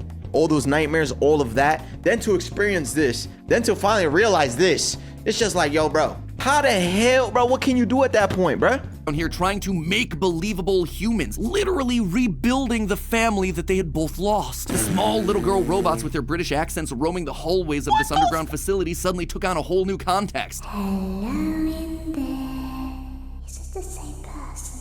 Were those meant to be his sister? A replacement for her? A clone? Was William building clones of his sister? They seemed to know him, after all, to react to his presence. They were all there. They didn't recognize me at first, but then they thought I was you. He always did have a bit of a resemblance. Yo, Chad, what they got going on in sister location, bro? I don't know, man. I don't think I want to watch. I don't think I want to play this game no more, bro.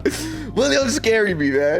Michael's mind reeled as the reality of his world crumbled to dust. No, he had to get them out of there. If this really was his sister, heck, if any of these things were human, souls, whatever remnant of the humans that they once were, they needed to be rescued. They always put us back inside. There's nowhere for us to hide here. Led by the voice of Circus Baby, he marched through the now empty halls of the Funtime Auditorium. He would lead them. He would protect are British. them. And finally, he would be able to forgive himself for the killing of his brother so many years. Oh, that's... You are in the scooping room now. The scooper only hurts for a moment.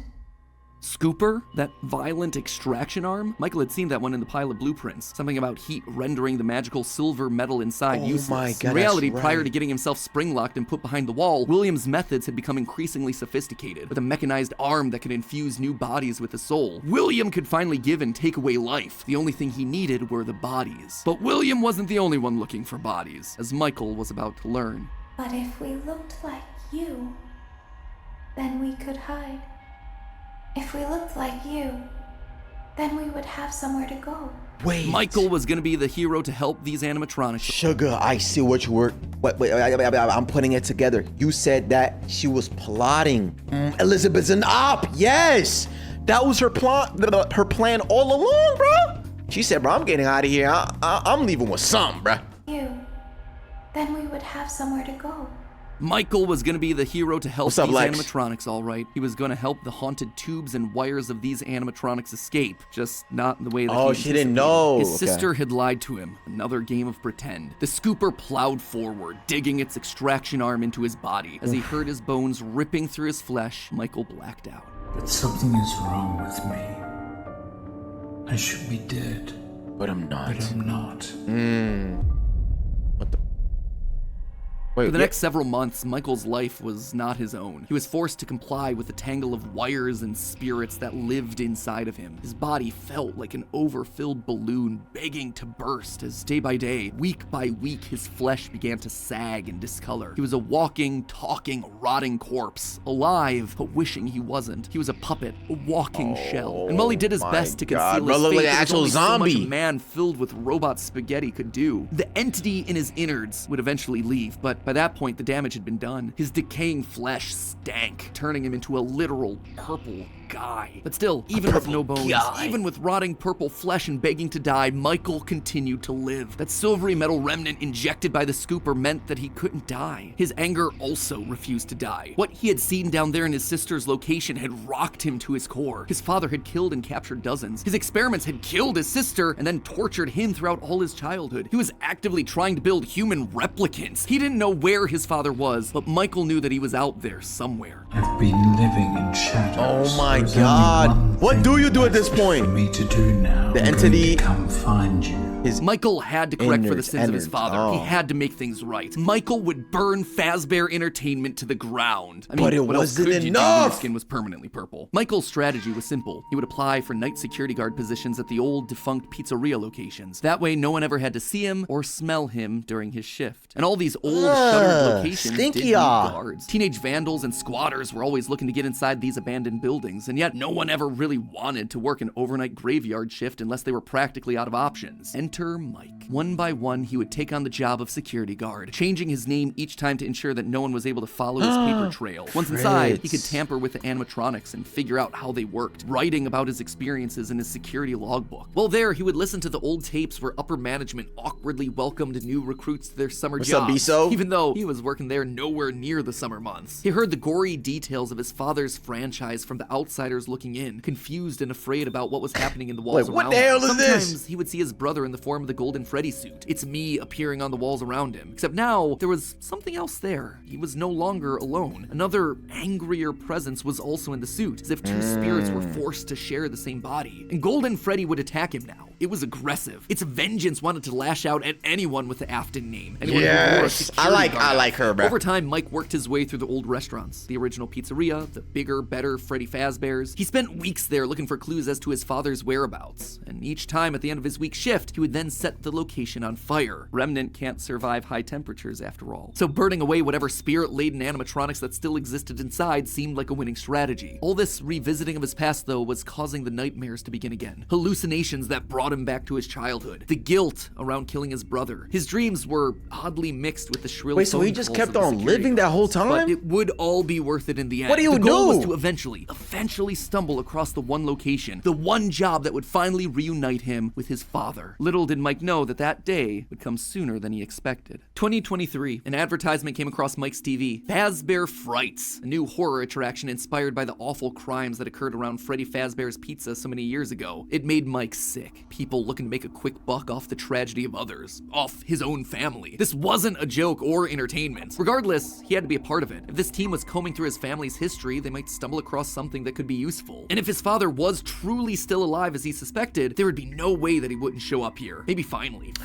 this could be the final chapter in his family's marathon of tragedy. Mike applied for the job and was immediately handed the key. Years of doing this had taught him that security guards rarely receive thorough security checks. That's true, bro. How the hell do you get this job, bro? This is where it generally doesn't start making any sense, bro. Because you have to have an interview, a face-to-face conversation with somebody, bro. Hey, man, look, I'm looking for a job, you know? And then you'd be like, well, why do you look like that? You know what I'm saying? But hey, they're willing to hire anybody. Chat, if he can get a job, you can get a job too, all right? Creepy Mike looked. He thought it was a costume, on theme for the job. What little they knew. Hey, glad you came back for another night. I promise it'll be a lot more interesting this time. For weeks, there was nothing. But just as Mike considered giving up, he received the call that he'd been waiting for years. You're not gonna believe this. We found one. A real one. Could this finally All right, Zick, have a good one, bro. there he was. William inside his iconic golden Bonnie springlock suit, only now it was green and decaying. Careful with that there word. They were, a small family of broken men finally reunited. It's been a long time. Mike had always struggled with the phantoms of his past haunting him, but now all the animatronics he'd encountered over the past months, hopping from pizzeria to pizzeria, suddenly sprang to life, their burned faces haunting him as he tried to keep track of his father on the cameras. It would seem that William's mere presence had put the spirits on high alert. Ultimately, they were harmless. Is that more not annoying than anything else. FNAF 3? That's what I gotta deal with now? No. No, Put bruh. the spirits on high alert. Ultimately, they were harmless, more annoying than anything else. But there was one that felt different. I'm about to get one that boomed. was more than just a mere phantom. The security puppet. If he looked at the cameras at just the right moment, he could see it floating there through the halls. He could even see its reflection in the water pooled on the ground. It would seem like he wasn't the only one there on a mission. While he was dealing with Springtrap, Michael assumed that this one was likely dealing with the spirits of this place, finally setting them to rest. Hopefully this means a happier day for all of us, Mike thought to himself. And in that moment, he felt the air around him release, like pressure being let out of a bottle. The building sighed, as if 5 spirits had finally been allowed to move on. He had the sense that his brother was a part of them. What's up, he rigged the TM, wiring BTS, inside how the you building doing? to misfire, and the dry, desiccated walls erupted in flames. It is finished. Except, it was It was not. Somehow, through sheer force of will, Afton remained. He had survived, Oh and my Mike would need to find a God. new way of finishing off his father. Luckily, the solution would present itself later that year. With Not Henry, from right? Mike, but from another victim that had been left in his father's wake. We're talking about becoming a Fazbear Entertainment franchisee. Restaurant ownership and management. Something almost anyone can do with a limited degree of success. You are now the face of the newly rebranded Freddy Fazbear's Pizza. Fazbear Entertainment as a brand had been closed for years. William had been stuck in a suit and a wall. The only person who legally could bring the franchise back was Henry, but he'd largely pulled out of the franchise around the time of his father's disappearance. Something was up. Surely this had to be some kind of a trick, yeah. right? Mike, doing what he did best, applied for a franchise and immediately got the job. There was just Look, one listen. thing out of the Hey, ordinary. censor that J word. But hey, one thing about Michael here, bro, he gonna get his millions. You know what I'm saying? He about the money. Some of y'all, I don't know, bro.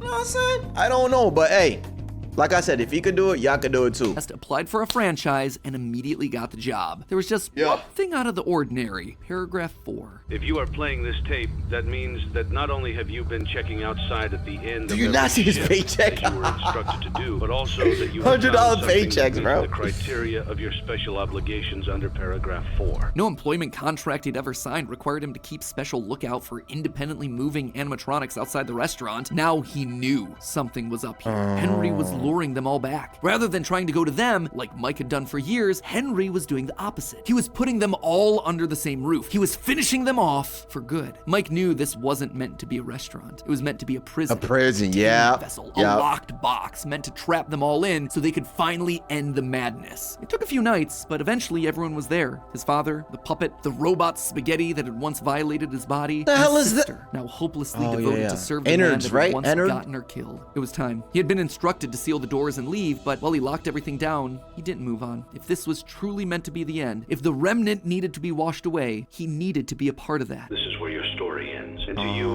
my brave volunteer, who somehow found this job listing not intended for you. Although there was a way out planned for you, I have a feeling that I didn't pick that up in the other lore video. Cause I was saying, wait, he actually like trapped the guy in there. Turns out the guy was Michael, which means, honestly, I don't mind this ending for him. I feel like it's time to go, bro. Like you're literally a like just living flesh trapped in a zombie-odd body, bro. So low-key, yeah. Hearing this for the first time with cinema, yeah, I can see that. I can see that because it's as if he's like speaking to the player. And for those that have been playing from the beginning to then encounter this, it makes sense. Yo, Shadow, thank you for the follow. To be washed away, he needed to be a part of that. this is where your story ends. And to you, my brave volunteer, who somehow found this job listing not intended for you. Although there was a way out planned for you, I have a feeling that's not what you want. I have a feeling that you are right where you want to be. And to you monsters trapped in the corridors, be still. And give up your spirits. They don't belong to you. For most of you, I believe there is peace and perhaps more waiting for you Better after than the Erwin's smoke clears. speech. Although for one of you, the darkest pit of hell has opened to swallow you whole. So don't keep the devil waiting, old friend. And with that, it was over. The Afton Legacy died with all of them trapped inside of a literal box. As the flames danced around the office, Mike, for the first time in decades, was happy. Finally. But William wasn't gone yet. Although the darkest pit of hell was open and waiting for him, something or someone wouldn't allow him to move on. Instead, he found himself locked in moments from his past. The pizzeria, his son's room, his underground bunker. It was as if his brain's neurons were all firing at once. I love this overloaded, part. Mixing and matching all his biggest Shout out fears, Cassidy, regrets, bruh. failures. What was this place? How did he get here? He called out into the silence.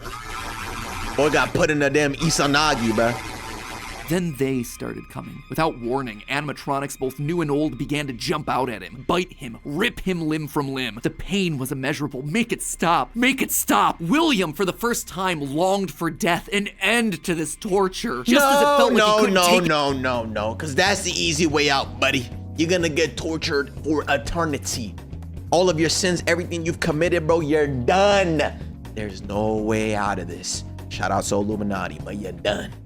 Anymore. Buddy, everything was quiet again. you're not leaving. As if the world had been reset. There was a brief moment of quiet, and then the onslaught began again. Dozens of faces from his past all focused on him. A waking nightmare that he couldn't escape from. More pain, more ripping. It was his own personal hell, but why? Why couldn't he just die? And then he saw them, a group of characters he never thought he'd see again. Those janky, stolen characters that had started everything. The mediocre melodies. It had all started to go wrong once they showed up. Once Henry had made them. But mixed in with their obnoxious southern drawls, William heard something else. It was barely a whisper, but he could just make out the words. He tried to release you. He tried to release us. But I'm not gonna let that happen. I will hold you here. I will keep you here. Bars. No matter how many times they burn us. That voice. Bars. He knew that voice, but from where?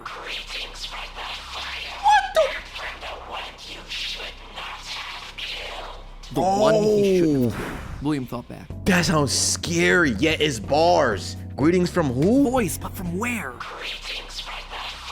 Greetings from the fire. And the one you should not have killed. The one he shouldn't Trash! have. William thought back. He'd done a lot of awful things, but there was always the one that stood out. Not Charlie, his drunken act of revenge. Not Susie, his first true murder. No. Instead, it was the one that he had lost control with. The one that he had broken beyond repair for no good reason other than because he could. The one that he'd stuffed inside the golden bear that his partner used to wear. Cassidy. They were back, and now they were trying to punish him, to make him suffer like he'd made them suffer. It was almost like William and Cassidy's souls had been locked together, fused by a collective rage and spite, each refusing to move on. But while Cassidy was so focused on taking revenge, they actually did the one thing that would be the downfall for so many others. They kept William alive. Even though fire should have destroyed the remnant that was coursing through his being, Cassidy kept William breathing, paving the way for his escape. William's What? He got away? His soul so powerful that he managed to put a part of himself inside the circuitry that housed the spring-lock suit. And there, his consciousness lay, inside a single circuit board, waiting for someone yes! Oh, he did mention that in part 1, how he is now some sort of virtual digital version. Oh my God, he stored his consciousness in the damn CPU, bruh. Find him and set him free. A person that no one would suspect. Okay, so a bit of a shorter chunk, but an important one as we shift perspectives to Mike and tell his side of the story. And with FNAF VR, AR, and Security Breach having so much to explain, I didn't want to rush through things by trying to cram it all in here. Don't worry, I know you've all been patient. The final video is happening on March 25th. That is locked, it is getting ready to go. Trust me, I want this thing to be over and done with as much as you. I am not just stretching it out for the views. But before we wrap up for the day, I did want to talk about the big Orville elephant in the room, Mike's quest for revenge. You might have noticed that I was vague about the dates, and there's a good reason for that. I don't know him. There is no good reason for me to make him fit in. Here's what I do know. We know with a high amount of certainty that Michael Afton is the character that we play as up until Ultimate Custom Night. Mike Schmidt and Fritz Smith, the security guards for FNAF 1 and FNAF 2 respectively, get fired for, quote, tampering with the animatronics and odor. So weird connection between the two of them, right? But now, look at the phantom animatronics that are haunting us in FNAF 3. They use models from both FNAF 1 and FNAF 2, meaning whoever is sitting in that security guard chair Fazbear Frights, they have to have seen both locations and their animatronics. And that's not all. their designs are burnt. It's a weird detail in the game, and it's something that the character encyclopedia repeatedly calls attention to: the burned texture for these phantom animatronics. Why is that so unusual though? Fazbear Frights is the first time in the franchise that we hear about anything burning down. From that point on in the story, it's like the characters turn pyro and are suddenly setting fires left and right, but for the first 3 games, nothing ever catches fire. The animatronics are just moved or repurposed in some way. So when did they burn? And why would our security guards see them as being burned? Someone has to have been going location to location, setting these places on fire, purging the sins of the past. We know we're definitely playing as Mike and Sister Location in FNAF 6 based on the in-game dialogue. And in FNAF 4, there's an Easter egg where we can hear the phone call from Night 1 of FNAF 1, meaning that whoever's in that bedroom has heard the recording as a security guard. We also know that Mike has seen the nightmare animatronics based on his drawings in the security logbook. So overall, there is solid evidence that connects all of FNAFs 1 through 6. You'll also notice how the character encyclopedia doesn't have a page for Mike Afton. This thing has a page for Chocolate Bunny Bonnie, but not Michael. So that tells me they don't want us to confirm how many games he's been in, because that would confirm too much of the theory. In short, this gives us an incredibly compelling and complete narrative. Mike as our protagonist and William, his father, as our antagonist. Mike accidentally kills his brother in Fredbear's mouth, which begins our story and sets William down his pathway of destruction. Mike is then but not the little sister past and is looking to make things right across the daughter. The rest of the games. In Sister Location, he learns what his father's been up to and realizes what he has to do to correct it. After failing to finish the job in FNAF 3, he ultimately helps Henry end it all in FNAF 6. It is great. It is a clean narrative. There is just one problem: timing. Mike's quest can't really start until he's been down to Sister Location, seen Baby, and gotten himself scooped. That's when he finds out about Afton's secret life. It's also when he's gonna start to smell, because, you know, he's a walking, talking, rotting corpse. And we know that he's not going down into the bunker until the Funtime animatronics have been made, Freddy's has been closed, and Afton is out of the picture. That all should be happening post-1993, after William is sealed behind a wall. But that then presents us with a few problems. Afton has already dismantled the original animatronics as we see in the FNAF 3 minigames. How are those things getting burned if they're already deconstructed? But more importantly, we see FNAF 2 paychecks with the date 1987. That is way earlier than I think it can be. To be fair, Fritz Smith's pink slip on night 7 doesn't have a date, but it's a bit weird to say that the first few nights are in 1987, and then employee number 3 is hired on years after the restaurant closes. What's up, CJ? Anyway, just wanted to call that out because I don't have a solid answer for it, and I'd love to see your comments down below. And with that, my friends, this chapter comes to a close. We'll see you on March 25th for the grand finale as we cover the final 3 games in the franchise and the controversial answers we think solves what those games were trying to tell us. Until then, my Faz heads, remember, even though Afton kinda succeeded in being brought back to life, gotta admit, he's still looking a little bit on the dry, dehydrated Yeah, but he looks shocked. 3 fires and being dead for a decade will tend to do that to you. Fortunately, thanks to today's sponsor, Air Up, I think we can help him out with the hydration thing, not the whole burning alive thing. Chat, remember? It's just a theory. A game theory. All right, well, we already got part 4, you know what I'm saying? We are here already. We got it. The final part of my FNAF timeline, where today we're bringing our story to a close It's by the talking end. about the most complicated and controversial part of the timeline, the part that I've been dreading most of all, the end. The moment where we're finally forced to come to some definitive and difficult answers trying to explain what the heck we were watching in Security Breach. The last 2 episodes— Okay, by the way, all of this is gonna be new to me. I think I watched 2 episodes of Corey's gameplay on Security Breach. I know, oh my god, I committed a crime. I didn't watch the whole thing. My fault. But this game I generally do not know anything about. So all of this will be new information. All right. Episodes have been about death. The death of Afton's family, the deaths of multiple children, the death of the franchise itself as Mike and Henry figuratively and literally burn it all down. Today's episode, though, and the current end of this franchise, is instead all about rebirth, the return of old characters in new forms, and the controversial rebirth of a franchise entering the next era of its story. But before we hop into the timeline, due to scheduling conflicts, I won't be able to have any live talk back after this episode. I know, I promised one, I was really excited about it, but I just couldn't make it work with my schedule and all the other guests' What's up, Kingston? schedules. That said, I still do plan on doing one over the coming weeks with special guests. Just make sure that you're subscribed and either have all notifications turned on, or you're just watching our community tab for the announcement as to when that's gonna happen. And now, without any further ado, we finally reach the end and a new beginning to our story. Oh, this is still confusion and speculation. Okay, Fazbear perfect. Entertainment was dead. There is no need for you to return to work next week, as Fazbear Entertainment is no longer a corporate entity. All debts had been paid, all assets redistributed. The company was outright dissolved. Even the memories of the horrors that had happened there started to fade away in the public consciousness. The people were gone too. William was dead. Henry was gone. A whole generation of young Emilys and Aftons had lost their lives to the horrors of the pizzeria. All of them collateral damage. And this to was the man decades. in the bunny suit. Like, everyone damn. the company had ever touched was dead and gone. Damn. Well, all except one. Pay your child support, you deadbeats! I'm keeping The the diamond mom. ring. I also set the house on fire. The wife, Clara I mean. Afton. She'd been there in the early days, back when things with William were good. They'd had the perfect home, a thriving business, the ideal family. But shortly after their youngest son died, things started to change. William had become distant, lost in his work, obsessive. She had watched him change from this irritatingly brilliant man that she had fallen in love with to a drunken monster struggling to does hold come himself back. together. And despite her trying to reach out to him in those desperate days, he was just too far gone.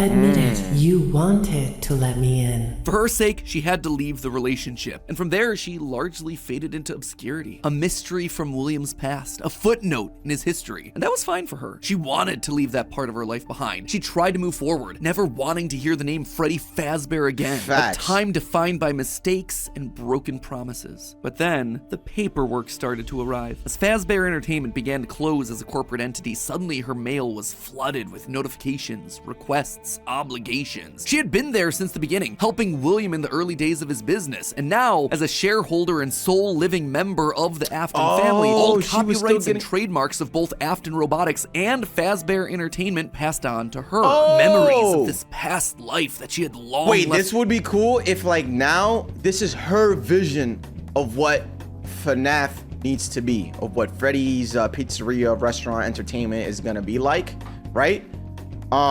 That'd be pretty cool. So it is like her, is the security breach idea hers? You know what I'm saying? Trying to bring people back or something. Behind. Looking at the blueprints, the contracts, the memos, she felt old wounds begin to reopen. The regrets of a happy family that had been torn away from her. William had always been brilliant. That's what had attracted her to him in the first Man, place. killing the But he'd children. also been too blinded by obsession and pride. He was too jealous, too petty, too unable to actually see a bigger picture. But now, holding the paperwork that contained decades of heartbreak and trauma, she realized it was her turn. She was holding the power. This was her chance. And one thought resonated in her head. I will put them back together. I will put them all back together. She would be the one to rebuild this family, to rebuild the pieces of that shattered life, to reclaim the kids that Fazbear had stolen from her. Wow. Looking at William's work now laid out before her, she knew that he had been onto something, collecting remnant, robotic humanoids, digital conscience transference. The pieces were all in place. They were just scattered, fragmented. It was almost like there were too many ideas going in too many different directions. It was such an important idea that she reiterated that point to herself. There were too many ideas going in too many different directions. That said, there had to be a way to save it all. She just needed to put it all back together. But how? To rebuild her family, she would first need to rebuild the franchise that had stolen them away from her. With ownership over the characters, their licenses, the technology patents, and the Fazbear name, she converted the corporation back to an LLC, a structure for smaller businesses that are usually family-owned. The irony was fitting. From there, she would need remnant, and lots of it. Remnant was the key. Clearly, in the later years of his life, William had been using Circus Babies Entertainment and Rentals as a remnant farm, sending robots to kids' birthday parties in the hopes of nabbing bits of the stuff here and there. But clearly, it wasn't enough. He had, what, like 4, maybe 5 animatronics going out every week? No. It was a decent idea, but to get the remnant they required, it needed scale. Dozens, hundreds of animatronics, all out there, all gathering remnant from unsuspecting unsuspecting customers. But to do that So would how the require hell? help, something William would never ask for. William had kept everything in-house. His obsession with control limited him. Clara, though, she wasn't nearly that precious. A plan like this required partners, people outside of Fazbear to do the heavy lifting. So she contacted a mid-sized delivery company, DLZ Shipping Solutions, to help build replicas of all the original animatronics. And with meal delivery apps being all the rage, why not an animatronic delivery service? Order one to celebrate your birthday, your Halloween party. How about a 4th of July picnic? We'll invite Liberty Chica and 4th of July Freddy on Hell over. no. She would make sure that they made skins for every occasion. Chocolate Bonnies for Easter, Shamrock Freddy's for St. Patrick's Day, Dia de los Muertos Chicas. And thus, the Fazbear Funtime service was born. Oh, That's mobile right. game. With the Fazbear Funtime What service, the- you'll never be Markiplier, alone. what you- You'll always have someone watching your back. Was it ridiculous? Absolutely. Was it a sellout? Pff, no doubt. It was exactly the sort of thing that William would have hated, but it needed to be done to get enough remnant. Normally, the novelty of ordering an animatronic wore off after like what, 1, maybe 2 times? But with new skins for new holidays, suddenly you had yourself an animatronic perfect for every occasion. This is definitely mobile gaming 101. Bro said new skins, new DLCs, new like battle passes. Okay, this is definitely a mobile game. I see it. But I do like how he like, you know, put that into the lore in a sense. And yeah, I understand that like all this is confusing or speculation, but again, we're just, you know, open-minded. You know what I'm saying? 2 times, but with new skins for new holidays, suddenly you had yourself an animatronic perfect for every occasion. It would keep people hooked. It would keep them ordering the latest and greatest that Fazbear Entertainment LLC had to offer. And all the while, they'd be collecting and returning the remnant back to her. We're In a part of the word, lore. It was brilliant. There was just one problem with it. No one trusted the Fazbear name. Money, the money, company's money, brand was still mud in the public eye. No one would want to hire animatronics from the restaurant franchise known for murdering children. Nothing kills a party quite like the threat of death, you know. So she needed to find a way to discredit the stories that had come before. She needed to win back the public's affections, reactivate some nostalgia for the spooky stories of their childhoods. She needed a game. Multiple games, in fact. They lied to us. They lied to all of us. They told us that the whole point of this VR game was to undo the bad PR done by a rogue indie game developer. But that's not true at all. Those indie games were designed to conceal and make light of what happened. This isn't just an attempt to rebrand. It's an elaborate cover-up. Struggling game developers were a dime a dozen online, most working on their magnum opus. So even the idea of the games, like the games being games, are part of the lore. Is that not breaking a certain wall, a fourth wall break? Because she's explaining that within a game, saying the games in the past, the ending games, and the VR game. What the hell, bruh? Between shifts at the Dollar General. So she found one. Steve just picked him Exactly, out of obscurity. Ark. The right mix Exactly. of desperate and doofus willing to say and do anything for a couple extra bucks. And he fell right in line, as expected, delivering stupid little things with dumb generic names like Mangle's Quest, Balloon Boy's Air Adventure, Five Nights at Freddy's. Bad gameplay with even worse graphics, but hey, they got the job done. People were suddenly talking about the clues inside of these things, searching for the hidden lore. They were actively making jokes about dead kids at pizzerias. Her husband's twisted history of serial murder had suddenly been reduced to a mere Nancy Drew mystery to be solved. The plan had worked. Freddy Fazbear's was suddenly more popular than us! ever. Things were going Is that not what people are shockingly doing? well. Her takeover and reboot of the franchise was full and complete. Suddenly infused with cash, she built the largest, most ambitious project yet, the Mega Pizzaplex. William had always been so visionary. He always thought so small scale. He was careful to a fault. Not her, though. She knew that this latest project needed to be big. It needed to be flashy. It needed to be a palace for children. A place that got people talking and checking out the latest in Fazbear products. So with a steady supply of remnant flowing in, it was finally time. The stage was set. It was time to get to her real goal, literally rebuilding a family. Yo, she not nice. March 2035. The first was obvious. The crying child. Her little boy. The one that was the first to get ripped away from her. She'd seen down in his bunker that William had gotten very close to replicating artificial humans using animatronic technology. And so that's exactly what she would do. Rebuild her boy. Oh, this theory is the outdated one, okay. Parts. His shaggy brown hair, his favorite striped shirt, even down to small details that no one would notice, like the band-aid on his left knee. William's research had even found ways of making animatronics that could bleed and process food, making them virtually indestructible indistinguishable from a typical human. He would never have any idea of what he actually was unless he was explicitly told. The only things that could possibly ruin the illusion were any overrides to his internal systems. Do not. If something were to, say, interfere with the cameras that he had in his eyes, or cause some sort of a core reboot to his hard drive, or x-ray his metallic bones, then yeah, he would be exposed. But otherwise, to the outside world, he was just your typical, normal human boy. She worked down in the bowels of the Pizzaplex. Is he in the game? I feel like he looks like somebody that helps you. You play as the kid in Security Breach. His name is Gregory. Oh, I was gonna say, like, he looks like somebody that could like guide you, it seems like. Down in the bowels of the Anyways.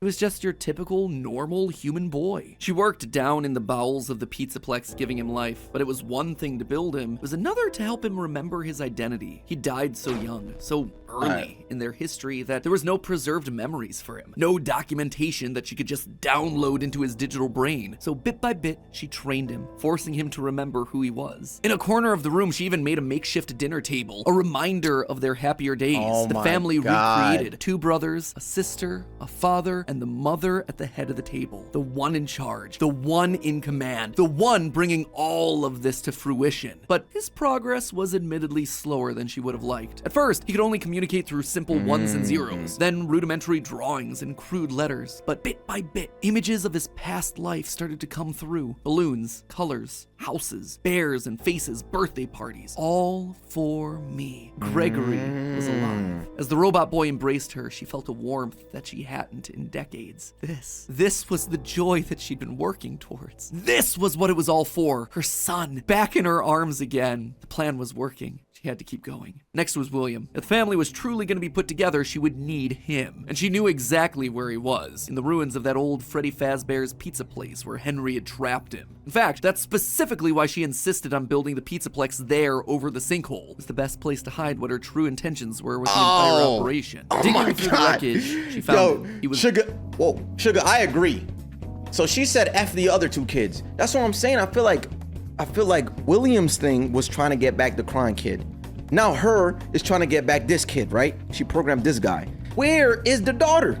You gonna program her? You gonna bring her back? Why is it always this one crying child? You know what I'm saying? And the daughter died first. Favoritism. L parents, bro.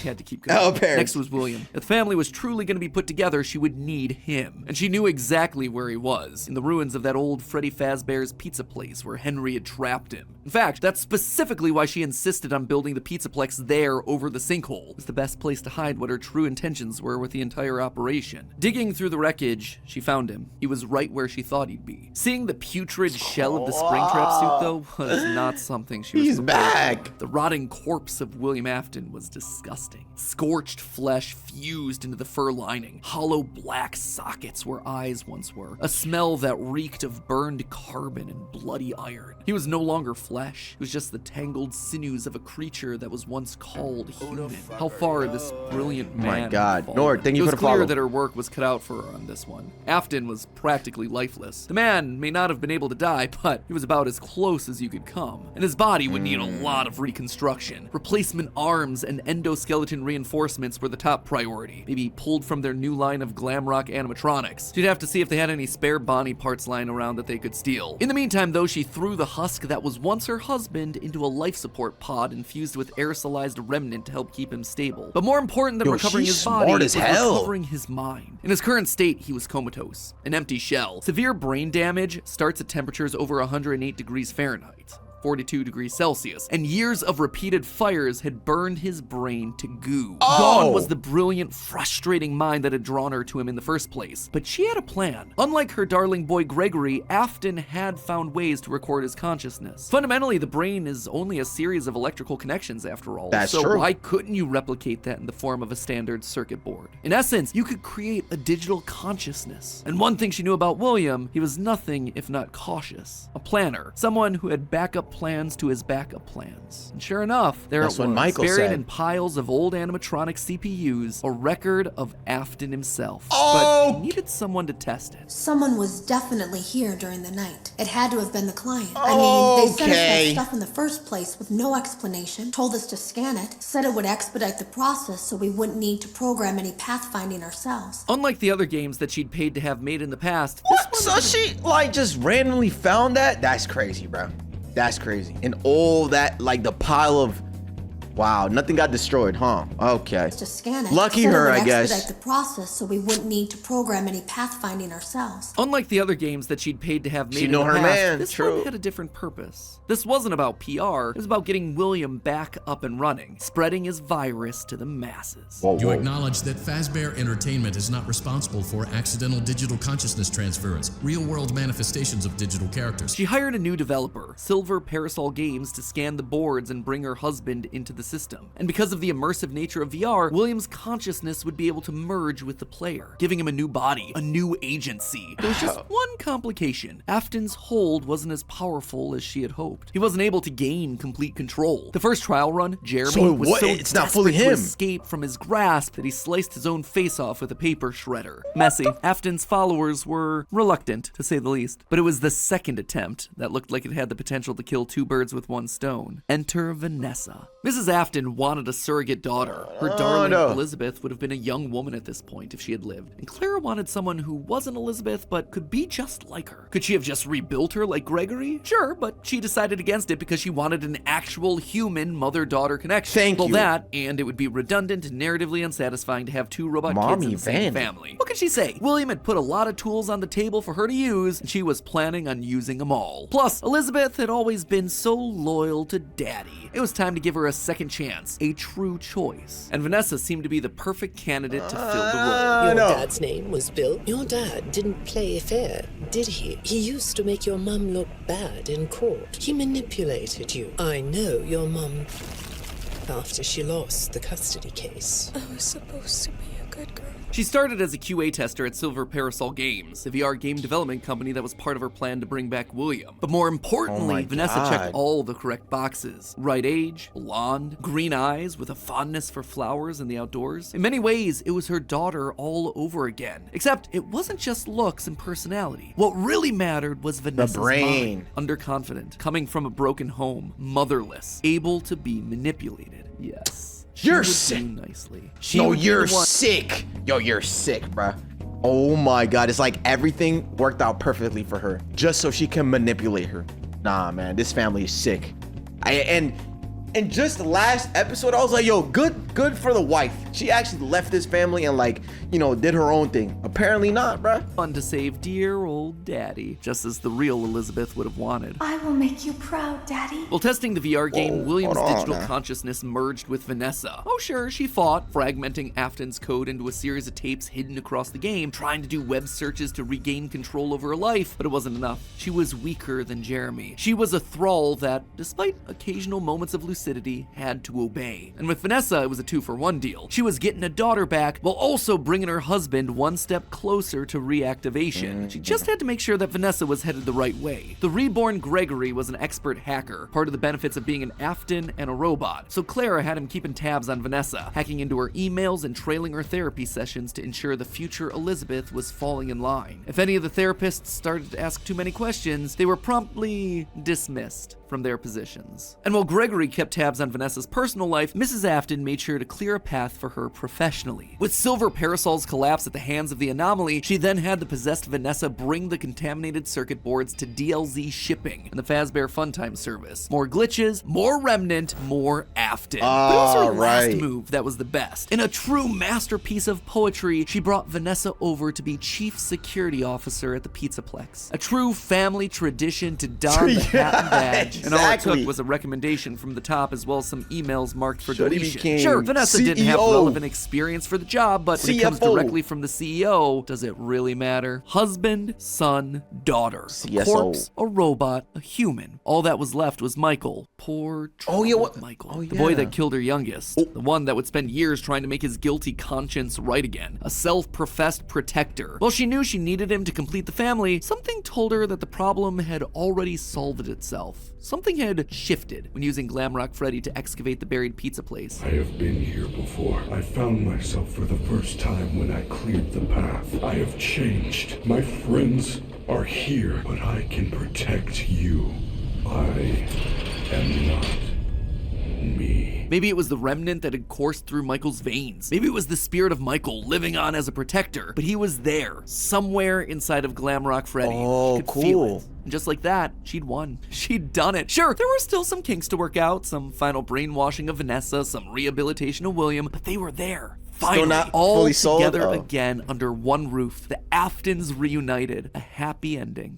And that's how it could have ended. That's how it should have ended, had it not been for a few unanticipated developments. For one, something was just wrong with the Pizzaplex. Almost as if the entire building was haunted, possessed. Puppet plushies hiding on ceilings, behind crates, places that they had no earthly way of belonging. Staff bots with greasy tears down their eyes acting like they were being puppeteered by some sort of a nightmare. Even their sounds had the echo of nightmares long past.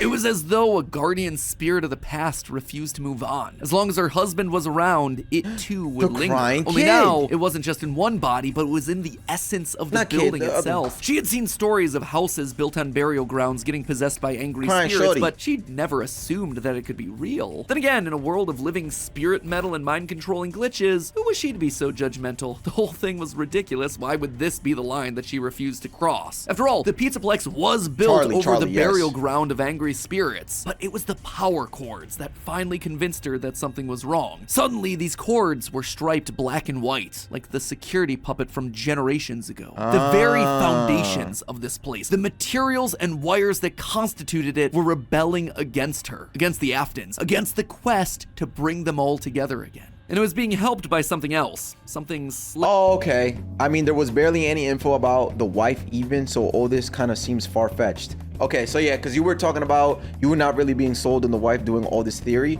So, okay, so then where is he getting this theory from, right? Like, how was he able to theorize and come up with this timeline, I guess?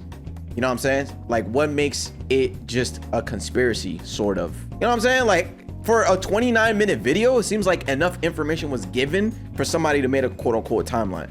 He explains most of it at the end. Oh, okay, never mind.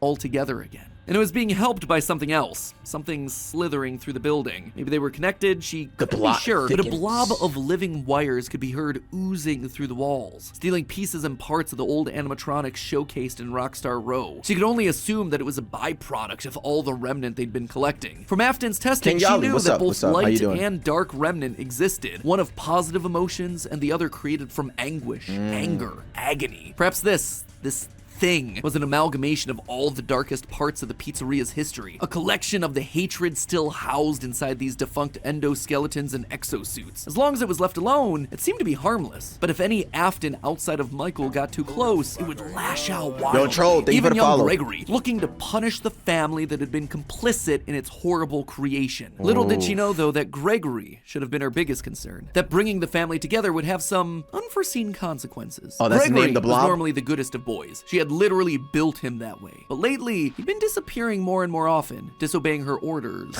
requests. She knew that he loved playing on the arcade machines once the Pizzaplex closed, being so good as to top the leaderboard on practically all of them. But lately, By a he lot. was nowhere to be found. She suspected his absence had to do with Glamrock Freddy's failed performance the other night, when he malfunctioned live on stage. Almost as though the core programming of Freddy responded to seeing this rebuilt small boy. Almost like it awakened something inside of him. She'd have to make sure that Vanessa was on the lookout for him. But she'd soon come to learn that Vanessa wasn't enough. Whether it was the influence of the nightmare puppet or a reawakened hatred of animatronics seated deep in Gregory's code, something had caused him to rebel, to rip apart each animatronic in the Pizzaplex. Oh, bit by shoot. bit, this boy was tearing down the empire that she'd so painstakingly built, freeing Vanessa from her mind control, destroying the remains of Afton in the basement, Yes! setting Glamrock Freddy loose as her carefully created world crumbled around her one more time. It's not over and she yet. began to plot her revenge. She would have to bring them all to ruin. And there you have it, my friends. Nearly a decade in the making, my FNAF timeline for where the franchise is here in 2023. The year of Fazbear Frights, by the way. As always, it wouldn't be right for me to finish without going over some of the more controversial takes that I just handed out. I think we can all agree that this part of the timeline was always going to be the hardest. So let me just break down some of the major points. Good. At least he explains the biggest swing of this episode, and obviously the one that everything else rests upon, Mrs. Afton being the CEO of Fazbear Entertainment LLC. Here's why I went with this route. Now, first and foremost, the head of Fazbear Entertainment is the single biggest mystery that we're meant to solve at this point in the lore. The Ultimate Guide brings it up repeatedly. Who's running the show? Who is okaying these decisions? And in the security breach memos, we get multiple mentions of someone manipulating things from the top down. Whoever this is, they are the person driving forward every other facet of late-stage FNAF lore here. They're the puppet master who's hiring the indie dev. They're the ones relaunching the brand, building the Pizzaplex over the burial ground. So he went the wife route. Everything at the end of the timeline relies on this one singular answer. Now, as I see it, there are two possibilities here. One, an adult robot Elizabeth, like we see older versions of robot kids in the fourth closet, or Mrs. Afton. Could it be someone completely new to the franchise? Absolutely yes, but in a game with so many returning faces and repeating themes, it would be pretty random and arbitrary. So, between these two girl bosses, who then would it be? Well, Elizabeth always wants to please her daddy, so she'd be most likely wanting to bring him to life. But then, what's Vanessa's role in all of this? Vanessa is clearly meant to be a parallel for Elizabeth. Same hair, same eyes, similar backstories, but if the main goal is getting the Afton family back together, which seems to clearly be the case in Security Breach, then there's no need for Vanessa to be involved at all. We already have Elizabeth running the show. It would also mean that we suddenly have two robot kids running around, which feels narratively repetitive and quite frankly kind of dumb. Now look at Mrs. Afton. We know next to nothing about her outside of any clues that we can get from Immortal and the Restless and Bellora's song. But what her being head of Fazbear does is make every other piece of the lore fit. Suddenly, you can have one of every other type of character. One robot kid in Gregory, one brainwashed human in Elizabeth/Vanessa, one OG corpse in William, this and is one really possessed good animatronic in Mike. Narratively, like so far it makes sense why he went this route, but like y'all said, I guess the future game kind of debunks that. So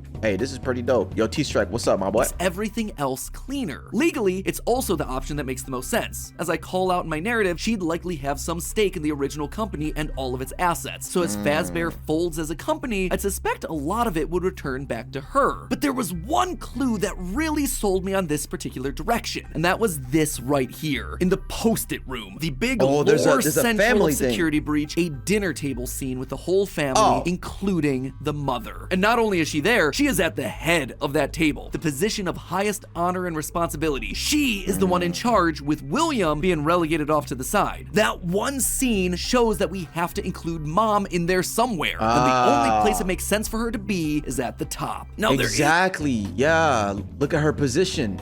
Usually whoever sits in the corner, or right here, whatever this is called, like the front of the table, whatever, that's the head of the family. Usually the husband or the man sits here, but in this case, it's the mom. So it could be signaling that not only she's the head of the family, because I'm assuming, right, she's the only one left, but it could also be symbolizing that she's the head of the company. Feel me? Shows that we have to include Mom in there somewhere, and the only place it makes sense for her to be is at the top. Now, there is one big dilemma with my interpretation of all this. The Ultimate Guide really seems to point out that the head of Fazbear doesn't want the glitch trap virus to spread. They call out one particular email in Fnaf AR where the legal team calls a cease and desist to all action about scanning the circuit boards. And even in Fnaf VR, we're told that the circuit boards get stolen back by the client, presumably once they realize what danger is on there, trying to stop glitch trap before he spreads and gets out of hand. Here's the problem with that though. If the head of Fazbear doesn't want Afton to rise again, why'd they restart the company in the first place? Why'd they build over the Fnaf 6 pizzeria? Why'd they go through an elaborate cover-up to make the possessed Vanessa an important part of the company? Just doesn't make a whole lot of sense. It would be the most inconsistent series of actions ever, but I did want to call attention to it since it seems to be the route that the official guide is trying to steer us towards. Moving on to minor point number 1, the Five Nights at Freddy's games were made by the Rogue indie developer. Here's the thing, FNAF VR opens with this line, fine. That's why we have recreated many of these completely fictitious scenarios, lies that you've been fed over the last several years. Fictitious. Into a hilarious VR game. It's recreating the lies told to you by the indie developer. And since Help Wanted has direct recreations of FNAFs 1 through 3, it means the games must be part of the fabrications that this developer made up. Also, all of this is heavily implied in the story of the same name, Help Wanted and Tales of the Pizzaplex, hence FNAF 1 through 3, canon games within the lore of the series. Big swing number 2, the elephant, or ghost in the room, Appreciate Charlie you, troll. infecting the Pizzaplex. John from the channel Fnaf has made some great findings about Charlie's influence over the Pizzaplex. The cables that looked like the striped arms of the puppet, the Nightmare-owned plushies that you find hidden across the Pizzaplex in weird places, the staff bots with creepy smiles and in-your dreams bro, they written on the jumping front. you. All of these things scream puppets. Plus, with the puppet mask not having tears in the blob, seems to imply that Charlie's spirit exists elsewhere. She is still in play, and she has an important role, especially in Gregory's post-it room. The doors to the post-it room in the game's code are called Charlie doors, and inside we see a bunch of lit up nightmare staff bot heads. Suspicious, to say the least. The channel ID Fantasy did a great theory looking at the post-it notes, concluding that the crying child / Gregory isn't alone in this room, but rather might be communicating with someone. A spirit, Charlie. Charlie's spirit seems to have pulled a poltergeist. Instead of controlling one thing, she's affecting a lot of little details, foundational elements of the Pizzaplex. And this isn't the first time that we've seen this in the franchise either. We've seen spirits communicating with people through physical writing in the survival logbook. So we know that this is an established means of spirit communication within this franchise. And I suspect that to some extent it might be Charlie's influence making Gregory go haywire. Which brings me then to my final and probably biggest controversy in recent FNAF history. Wait, before you say controversy, right, I don't know much about Security Breach, but from what he's, saying and the way he's explaining it, like Ark said before, right, it seems very, what's it called?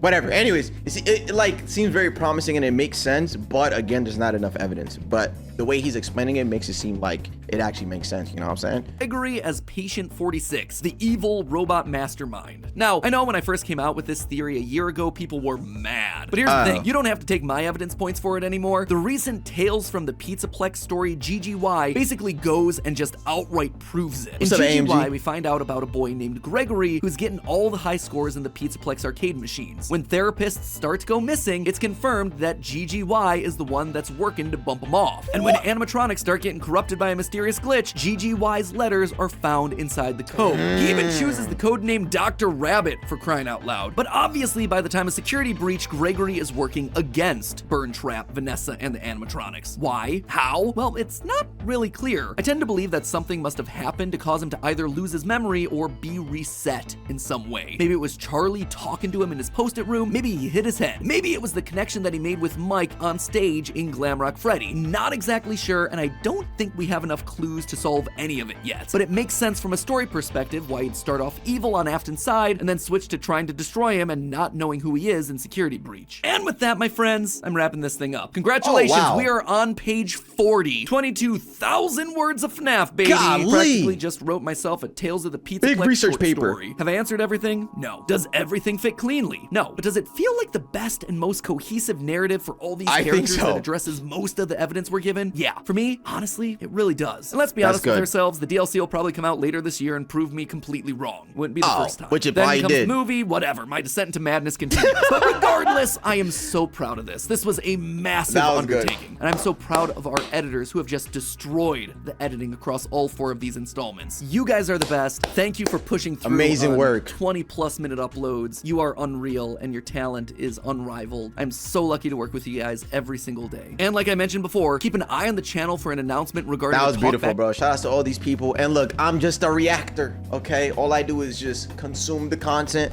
So shout out Matt Pat, shout out Game Theory, shout out all the editors. You know what I'm saying? There was a lot of work. Bro said 22,000 words. Ask me, yo Vash, what's the longest essay you've ever written? I don't know. It didn't come close to 22,000 words, bro. You know what I'm live saying? stream with some special guests. Was I right? Was I wrong? I want to hear your feedback. So that one's coming up soon. And okay, so the DLC dropped and the movie dropped. So again, don't know much about Security Breach. I watched this as open-minded, just to learn a little bit about it, check out the lore, and then we'll just see the rest after that. But yo, W video, watching Matt Pat's descent into madness and trying to solve or make a narrative sense of this franchise is joy, honestly. Yeah, and that's all you can do, bro. Show respect. You don't gotta like, you know, no, you're wrong. Bro, it is what it is, man.